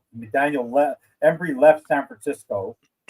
I actually could see, if they fire McDaniel, I could actually see Embry and Smith going, because those are the two holdovers. Smith might stay, but I think Embry, if McDaniel goes, I think Embry goes with him, because they're tied to each other. That's the one guy he brought from San Francisco. But no, I don't think they can do a fire sale unless they fire McDaniel, because that is basically saying, well, Mike McDaniel, you suck. You didn't do a good job. We're going to get rid of all your good players, but you still deserve to keep your job. That you can't do both. If they fire Mike McDaniel and then want a fire sale, go for it. But you can't go with a fire sale and then keep your head coach in good conscience. So something has to happen. So who are the players? Who are the players in your opinion? Yeah. On defense, I would trade Phillips. I would trade Chubb. Oops. I would trade Minka. Hey. I would trade the three players I would trade right now are Minka, Chubb, and Phillips. Sorry, I was looking through the roster. Actually, looking. Minka, Chubb, and Phillips. On offense, I would get rid of Westbrook because he's been useless. I'd get rid of, because they're not utilizing him. I don't care if you get a sixth rounder at this point. I would get rid of Ingold. I think Ingold's time as a fullback here has passed. He's no longer a leader of this team. He looks awful. He'll kill it somewhere else, though. I know. And honestly, I don't think anyone else will touch anything. We can't really get an Aaron Brewer or anything like that. So the five key players would be, to get at least something, would be Ingold. It would be Ingold. It would be Nick Westbrook. It would be Chubb. It would be Phillips, and it would be Minka. Okay. Brett, same question, just about, this team, the rumors of a fire sale potentially happening, where if Miami says, hey, you know what, this is it, we're basically done, let's start making some moves. Should Miami do that? When do you see that happening? And who do you think would actually be traded out? I think Bradley Chubb is a name out there. I see that we've read. Minka Fitzpatrick, Jalen Wright, who for some reason has not seen the field or not seen game time. I mean, why would he? He's not probably going to be played anyway. But it doesn't fit. He doesn't fit. So, but what do you see? Do you see this happening? When do you see it happening? And who could you see moved? I definitely see it happening within the next couple weeks if they start trading. I think Chubb could get traded. Phillips, I would trade him while he's high, while the stock is high. But you're gonna have to pay him anyway, and he's on his 5th year, so just trade him while you can, get something, because he's gonna walk. He's not gonna want to come back. There's gonna be new. If there's a new GM coach, he's not going to come back. He probably don't want to come back the way it is now. So I think Phillips has done good as gone anyway. Let him go somewhere else where he'll flourish. I mean, wouldn't be surprised to see like Minnesota inquire about him. Chubb, definitely. Minka, I don't know, because what are you getting out of Minka? I mean, like, are you saving money or is he just getting picks? I don't know. Like, I don't know how much you'll get out of that. But Minka, flip a coin for that one.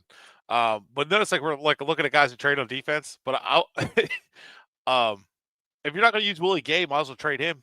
Get like, even if it's like a 5th round pick, 6th round pick, just trade him, because he's a good player and we're not using him. Like, he's just there. Or Matthew Judon's another one. I think a team that's like contending that could use some depth at pass rush, some veteran presence that's like on the cusp. That would be, I think, a good one to trade. You might only get like a 5th round pick, but those kind of add up. Offensively, I mean, you could. I don't know about Nick Westbrook because, like, I think if Darrell Bevell takes over as head coach and play calling and stuff, I could see Westbrook getting more looks. I wouldn't touch the young guys, even though like Waddle, I would be interested in trading the offload the contract for the future. But I feel like Waddle, Achane kind of give you, and even Washington kind of give you like a young core to kind of look for a new coach coming in, like a decent set of weapons. Jalen Wright makes sense to trade. Ingold, I don't think you get much for. I think you're wasting your time there. But I would trade. I'd trade Tua. You're not going to trade him in season, but I would definitely trade him postseason. Actually, no, I wouldn't trade him this year because I think post. Yeah, you can't. You got to wait. Yeah, you got to wait till post June 1st. So yeah, you can't trade him. And I with a contract, you can hold him again if you find if you were able to strip it down. And with a new coaching staff, maybe some respect on the roster, the players respect the leader. Tua is your guy. Could he be your bridge guy? I think that could work for short term. You go and you draft a quarterback. Tua is your bridge guy, and if you have a decent round team around him, he can help you win some football games. But again, if you're counting on him to be the lead dog, it ain't going to work. It's just what it is. It's not just the end of the game; it's the entire body of work. But Tua being traded, I can't see right now. Right. I could see it possibly the year after if he's the bridge quarterback. But just quick point of order. Yeah, no, I agree with you. Like, it would be nice, like, if you could, but you can't offload because of his contract. You can't offload him. And I was trying to keep in mind some of that. I don't know if I would get. I don't know. I don't know if you get much for Dan Waller. But honestly, I would put it kind of there at the NFL. Like, if the price is right, pretty much anybody can be available. It doesn't really matter. Brooks, maybe I trade Brooks because he's a good linebacker.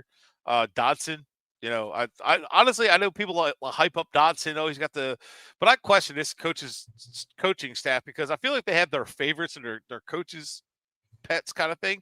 And I feel like Dodson's one of those because I watch him on the field and I'm like, Brooks is better. Britt played a hell of a lot better. Like, I noticed Britt was all over the field making plays that Dodson can't. Like, I would take Britt over Dodson, and Dodson would be like more of a third down linebacker. But there's a reason Seattle kind of cast white. He's a decent linebacker. Don't get me wrong. It's just he's not that good. But some people love him. I don't know. It's overstated. But I would trade him. Or there's a lot of players I would trade. Honestly, here's another one. This might ruffle some Dolphin fans' feathers. I would trade Sealer. I would trade him to a contender and watch him resurrect his career. Well, yeah. One bad, but he had half a bad year. Like trade him to Green Bay and watch him go off. Well, yeah, because he'll have support. He'll have support. Yeah. Watch him. Trade him to the Chargers and watch him have a season. So somebody like that, and you could probably get decent compensation. I wouldn't say anything higher than a 4th at most, but Steelers not a bad player at all. I just want to say first off, I just want to very quick. And we'll get to the wrap-up portion of the show.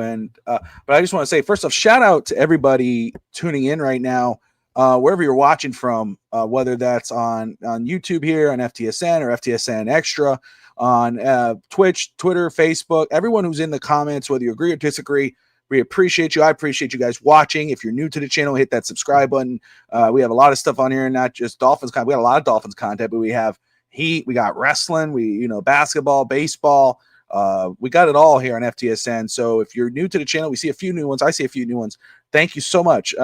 First off, CS in there, Scotty, as always, Samoan POV, Daniel, of course, Miami Kid J, Dolphins Thirsty, Ray Finkel, Daniel, Sackman 56, Coach J.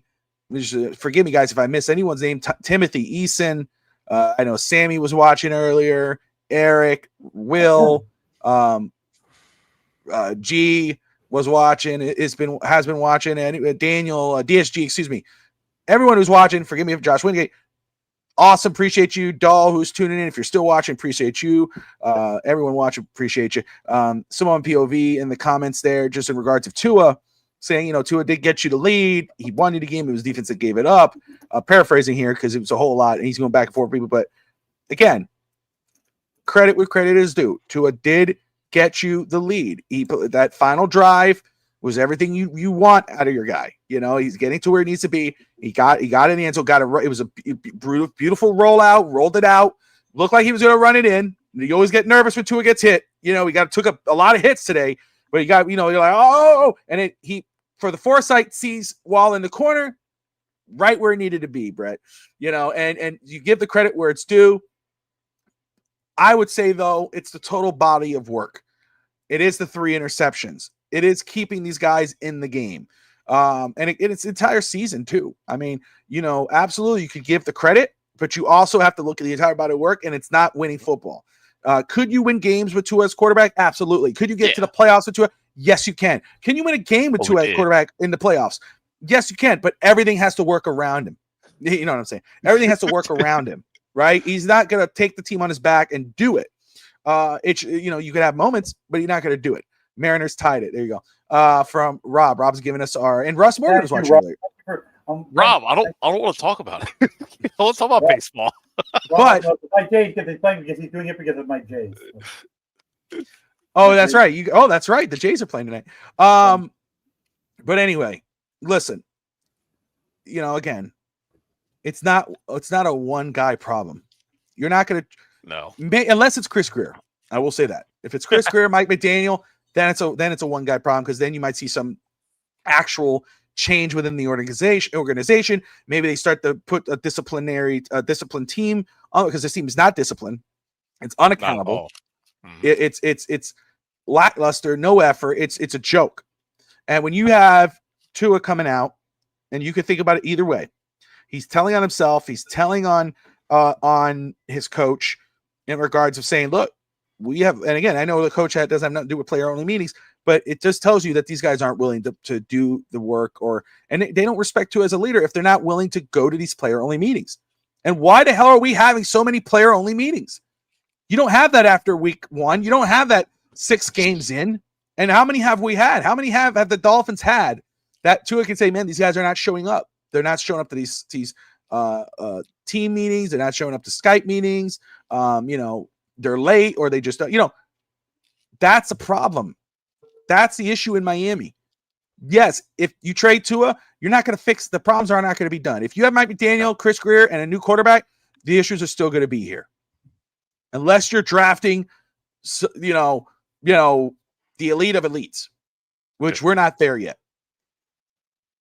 This is a Mike McDaniel problem. This is a Tua problem. This is a Weaver and a defense problem. This is a depth issue. This is a Chris Greer issue.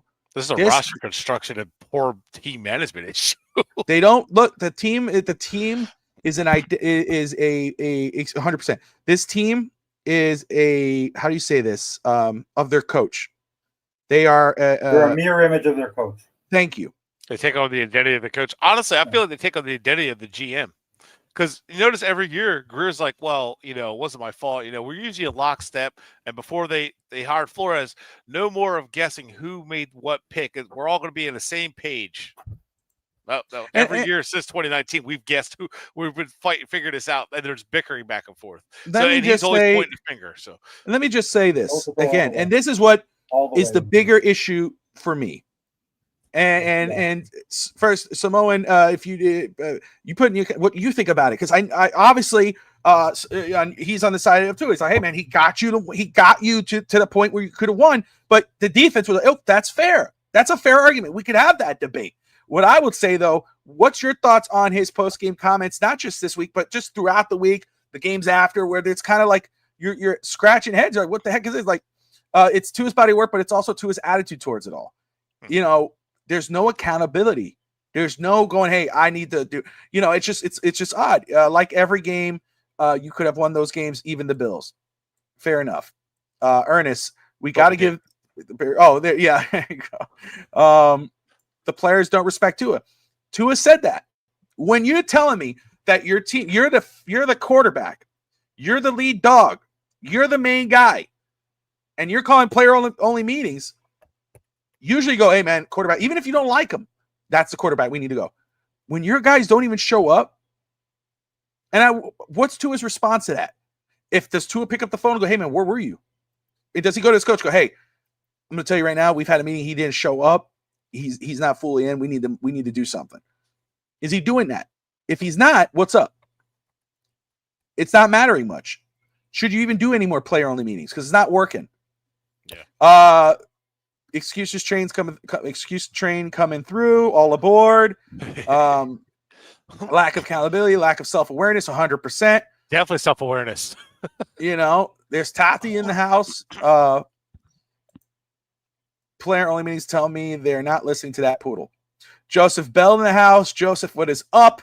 Joseph usually comes after the show, so I'm happy Joseph came in live at the end. Let's not forget, we're a bogus offensive play pass interference away from being 0-6. Well, damn, there you go. Wait, go ahead. There's a picture Chris Kaufman is dropping all over X. What's his name? Stephen Ross was actually on the field. He pulled an Arthur Blank and came onto the field thinking that the Dolphins would win that game after they. I saw it. And there's a picture of him with his hand on his head, and you're basically saying like, unbelievable. He was like, he got to witness this. Like, how do you not? If you are physically witnessing this over and over and over again, and if maybe we should read what he said at the end of the 24-25 season. He's lying. He's a liar right now because the status quo.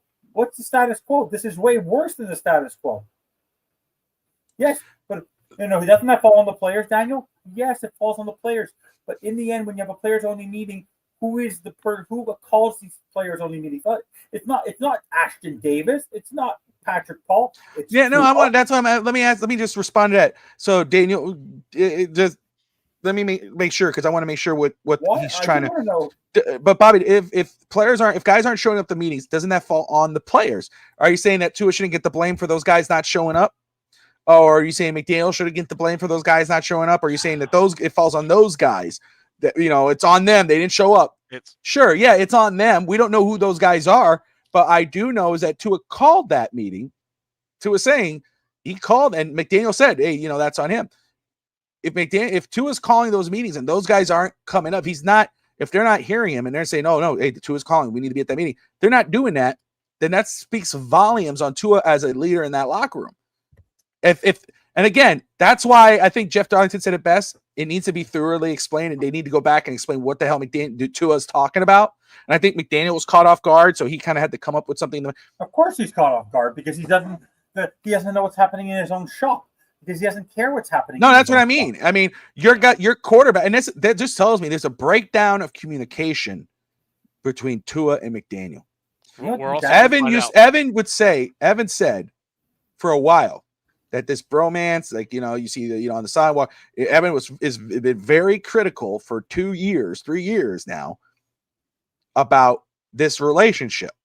And again, when McDaniel got hired, the airplane, you saw the excitement of Tua, you saw that it worked. It gave Tua his confidence. Of course, that eventually wore it off with everybody, but they give Tua the confidence. Tua played his best football. They bring in Tyreek Hill. McDaniel is the light of the town. Everybody's, oh my gosh, we love him, the Capris and all this. Now there seems, and McDaniel was the one. That's the report. And the report is he doesn't want people to remember this or this to come out or whatever. Is that he was one that went to Green and said, "Hey, let's go ahead and do this. Let's get this deal done." Now supposedly he wants people that he's trying to make sure people don't forget about that. And supposedly there's a division, there's a lack of whatever going on between Tua and McDaniel. That right there, when Tua says this, and then McDaniel comes out and says, "I think what he was trying to say, I think to me," and he looks like shocked. To me, that says there's a fracture here. Mm-hmm. There's something, and when you listen to both of them talk throughout the couple of weeks, it sounds like they're both trying to toss the blame game each at each other under the radar. Tua is this is Cap for life. Tua is a joke. Those meetings are to tell you how they feel about Tua. They do tell you how the team feels. If Tua is saying that, and it's a players only meeting, that tells you what you need to know about what the players or those who are missing think about Tua. Miami Kid Jay says Tua needs to look at himself in the mirror before calling our teammates. I hear you, Evan. One moment. He's not a real leader. The inmates are running the Assam, and at the same time, the inmates don't even know if there is an Assam. LOL. There's no structure. It has crumbled. That's Tati. So again, and Evan will take this part here. I will say again, we talked about it earlier. I talked about it all last week, and I know people saying I don't know how I feel about Salty Bobby, and blah, blah, blah. I get it. I know. Forgive me, but again, we're going through a whole the same thing over and over again. I can only be smiley all so long, but let's again, as we talked about Tua, like he's not this guy, he's this guy. Let's stop pretending McDaniel is the head coach. He's only the head coach because of the job title. He is a offensive play caller or offensive play designer posing as a head coach. That's it. That's it. And that's all I have to say about it. Ernest Peterson says, this is on Greer, man. When you come in the kitchen to cook, but all the groceries are bad, you just go out to eat. This team has checked out.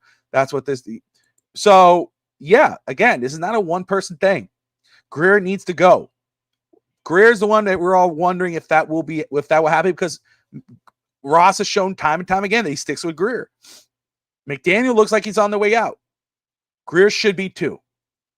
Third time's a charm. Hopefully it gets done. Evan, I know you had something to say, my man. Talk about it. I know. I just wanted to mention that as my moniker comes from Seinfeld, I consider Mike McDaniel and Tua the final episode, one of the worst series finales ever, was about the Good Samaritan rule. It's time that we arrest Mike McDaniel for standing around and doing nothing. Don't bring up the finale. It's a touchy subject for everybody. While the guy is basically the Dolphin players, the Joe Blow players who are not very good, are having their cars stolen by the enemy, which has been Herbert, Allen, Young, everybody, while Mike McDaniel and Tua Tagovailoa are showing.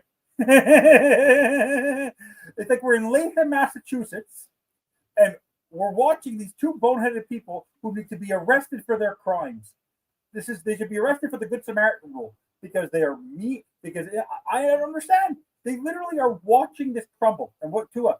What did he pull his Bill Belichick today? What do you learn from today's game? On to Cleveland. That's all we can do. We can't look back. We got to move forward. Like, unbelievable. The apathy, the lack of competitiveness of this football team. It's laughable. There's no urgency. Well, you just go home to your wife and kids. It don't matter. Whatever. It's fine. It's just another day at the office. Punch the time clock. Go home. No urgency. No urgency from this team. They're 1-5. Shocked. This is worse than the 1-7, because Brian Flores went from 1-7 to 9-8. This is not turning around.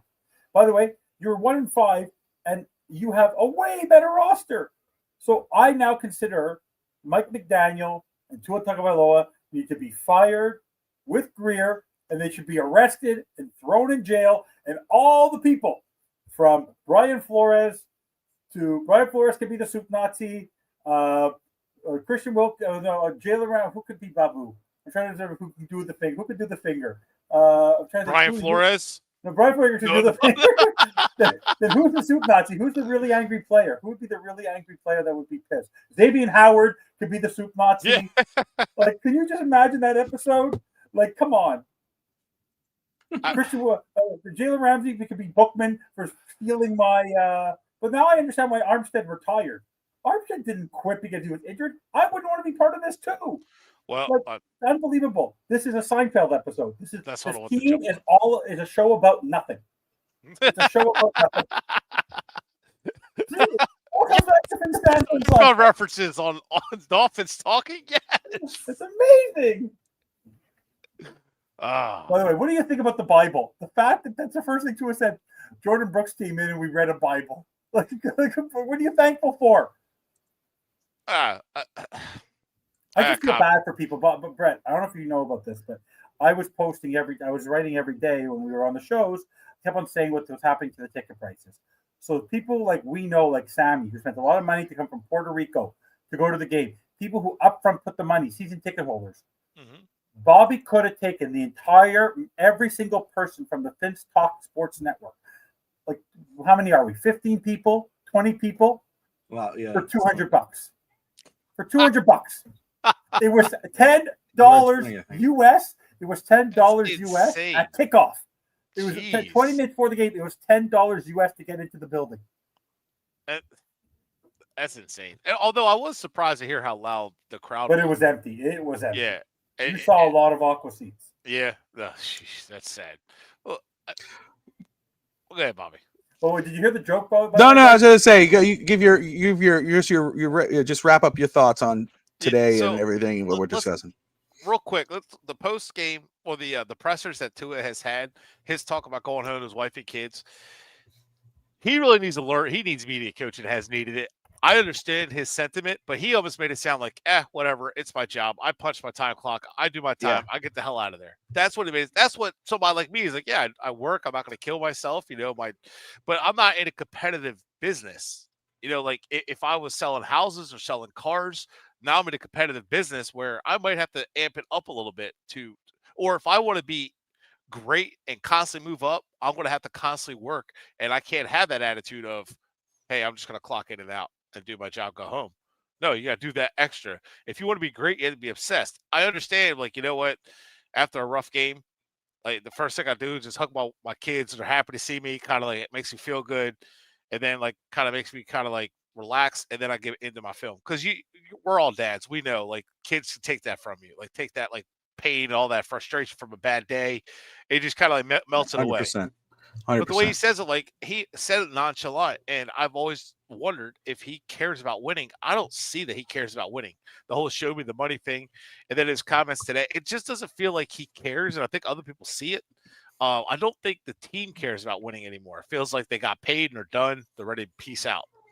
And the whole thing with the leadership, Calais Campbell, Armstead, they all chose not to come back. All these guys, all the leaders from last year left. All the leaders from over the years, they had a way out. They took it, and I think there's a reason for it. I just think that the team, and not just Tua, the whole team is just in a bad direction, and I think the management up top is a big problem too.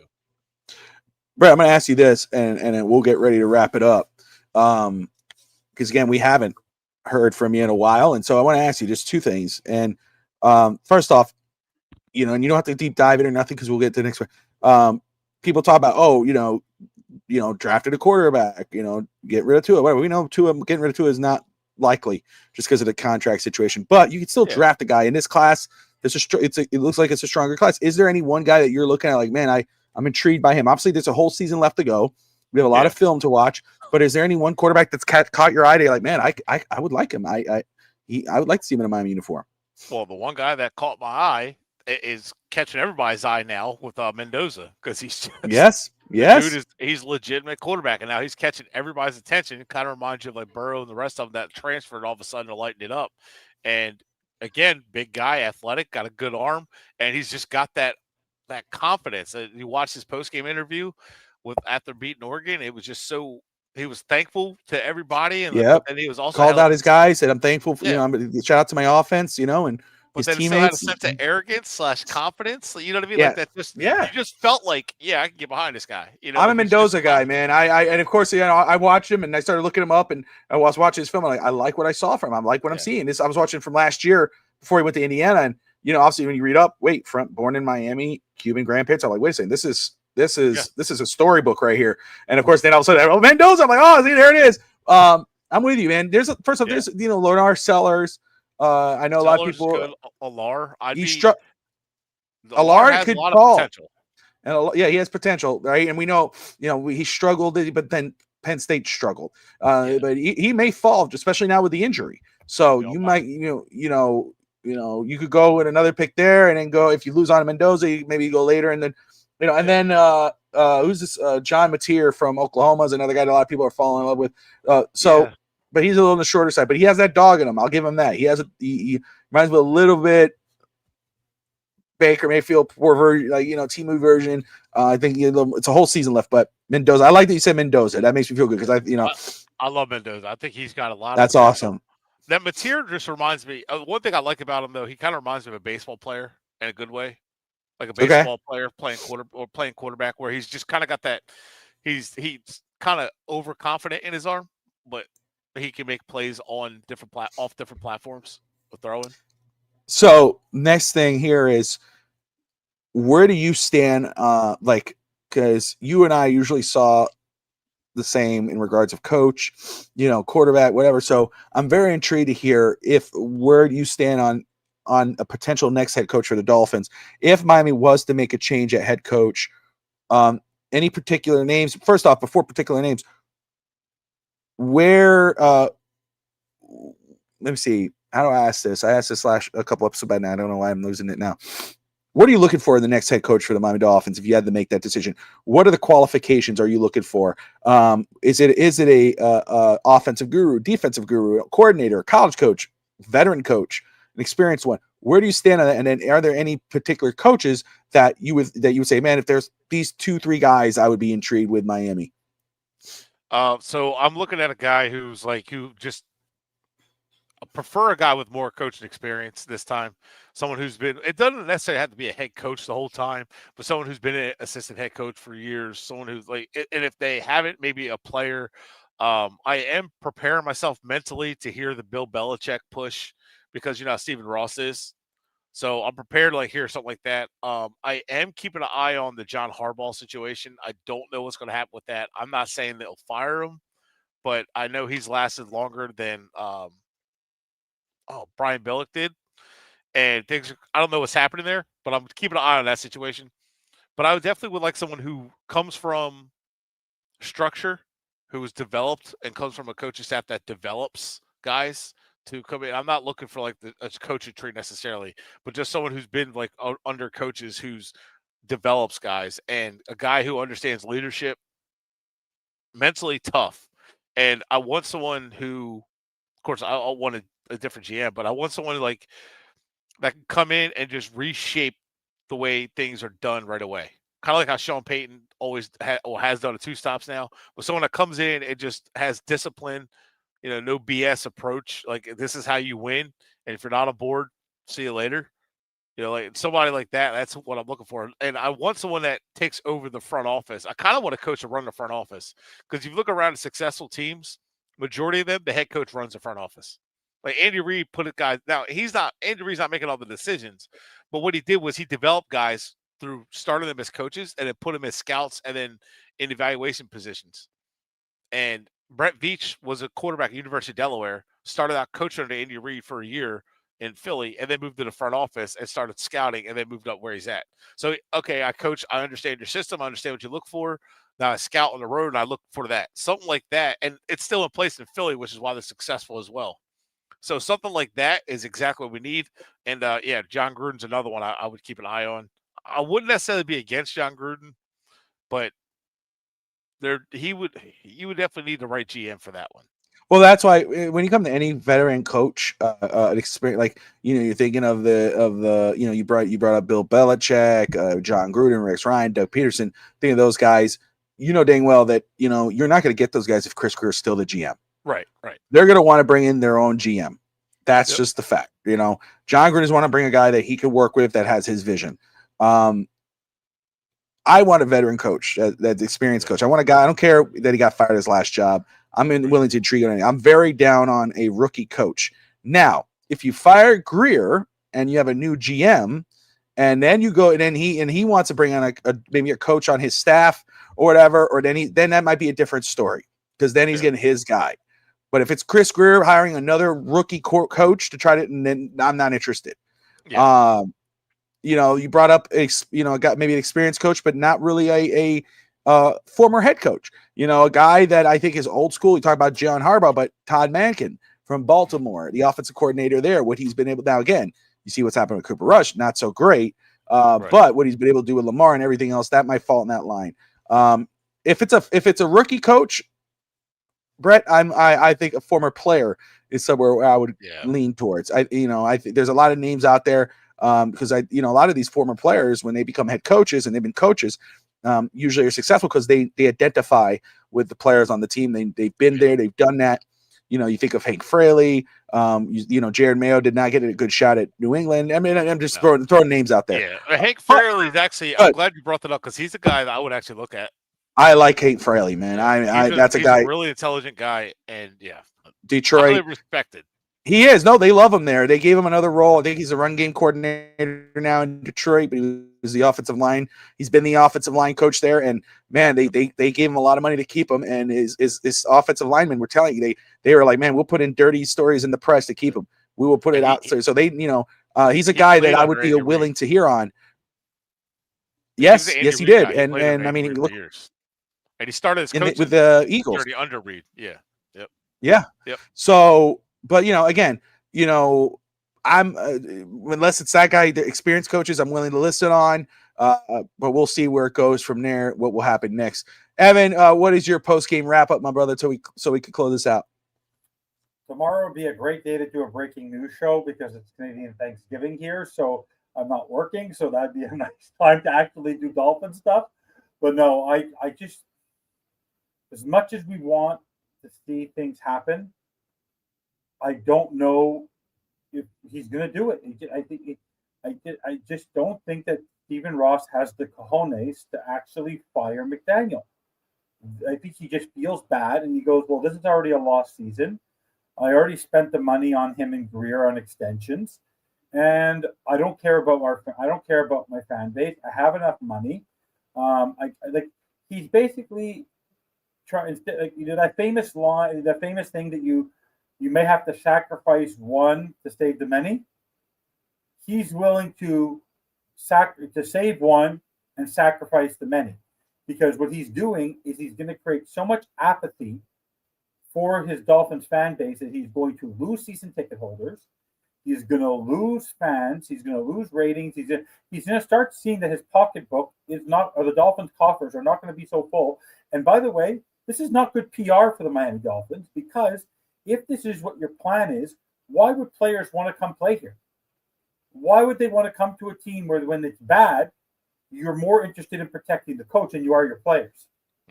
So for me, the fact that he's not doing anything at all is basically saying that I care more about Mike McDaniel and Chris Greer than I do about the actual success of this team.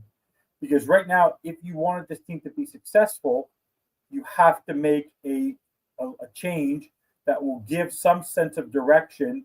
Because right now, every media outlet, every possible, I think, every possible media outlet, every possible fan, nobody supports anything having to do with this team anymore. And what I thought the writing was on the wall today, and there was one play we didn't talk about. Riley Patterson is a young up-and-coming kicker who has never kicked a field goal greater than 53 yards in his career. He's never attempted one. And you put him in a position early in the game, instead of putting Herbert down where Jake Bailey's been kicking extremely well towards his end zone, you try to kick a 57-yarder, and that turned into points by you making that mistake. That's Mike McDaniel not understanding what his players' capabilities are and what the situation in the game is. And how Stephen Ross does not see that, and how people around him, whether it's Marino, whether it's Garfunkel, whether it's, I don't care who, even if they're not football experts, are not saying this to him. Maybe it's time for him to give the team to his daughter. Because at this point, anything would be better than this. Because he's literally so apathetic. Because this guy was willing to tamper to get Sean Payton and Tom Brady. Was willing to go get Jim Harbaugh while Tony Sparano still had a job. And he won't fire two guys who have basically blown up and ruined the rebuild. After 6 years, these guys have been here 4. One's been here the whole 6. The other one's been here 4, and they progressively have gotten worse. Yep. How does he not see it?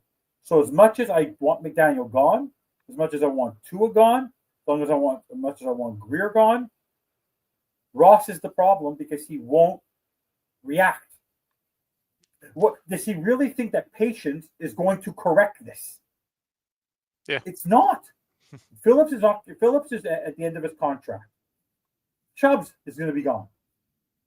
Minka will probably be gone. Tyreek ain't coming back. What is he waiting for? Don't you say those words. She's my quarterback. Miss Phins in the house. What's up, girl? Miss Phins. Miss Phins, I hope you pay $10 or less for your He's- ticket today. If not, you Sorry, can't I go. misspelled Tua according to Miss Phins. B-U-M. Oh, damn. Damn. Hey, real quick, Bobby, I forgot a name to throw at you. Yeah. Joe Brady, who I've been on for a while, came Okay. up with Sean Payton. Buffalo Bills OC. Yep, he came up with Sean Payton. He's been a very good offensive coordinator. Was the championship offensive coordinator for Joe Burrow at LSU and Sean Payton's offense, just so you know. And then look what he's doing with Buffalo, and also he's from Miami. And he loves the Dolphins. Grew up a Dolphins fan, so throw it out there. There you go. There's an. I know Alex really likes him. I'm a season ticket holder, so full price. Oh, bless your heart. Oh boy. Bless your heart. Oh man. Oh man. You know, damn. Well, hey, I've been shouting everybody else out. So first off, shout out to Miss Phins. Make sure though, if you love the Miami Dolphins, you love Dolphins content, go check out Miss Phins' channel. Miss Phins. Make sure you like and subscribe to her channel. She's on almost daily with Phins content in the mornings. Yes, Evan. Brett, what do you and I have to do? Because obviously I want Greer gone, but I want McDaniel gone more. You want Greer gone more. We've been clamoring the table forever. What do you and I have to do, or what would be our reaction? What do we have to do if our dreams actually come true? As sad as these are. I don't know. I really don't know. Like I think your wife basically she doesn't realize that if Greer gets fired, you're going to be a completely different person. If Greer gets fired, I will be shocked because I was waiting after Flores got fired. I was like, and then no, what? Bobby, you realize that you will be able to hear me in Franklin when they fire McDaniel. You'll be able to hear me in Franklin. I know. Literally, if my phone starts blowing up with phone call after phone call after phone call, I know something's gone down. Okay, I know Evan will be blowing up my phone. I'm turning 43 on Friday. Okay. My Stephen Ross, I have not asked you for anything ever for my birthday. But as a fellow Jew, I asked you, birthday present for Finstanza, fire Mike McDaniel. You will make me the happiest 43-year-old ever. Fire that man. Fire that man. There you go. There you go. Hey, that is going to wrap us up for tonight. That's 2 hours in. Well, what a show. First off, thank you, Brett, for coming on here, man. We've missed you, bro. Hopefully we get you back here. I know you said you're off on Saturday and Sundays. Yep. I know how busy you are, so it's really good to get you here. Evan, as always, my brother, it's always fun to do this with you. Everyone who's watched, everyone tuning in, like Miss Phins says, like and subscribe for sure. Appreciate you. Make sure you guys go subscribe to Miss Phins. Everyone who's watching, everyone who participated, whether you agreed or disagreed with us, we are grateful to you for watching.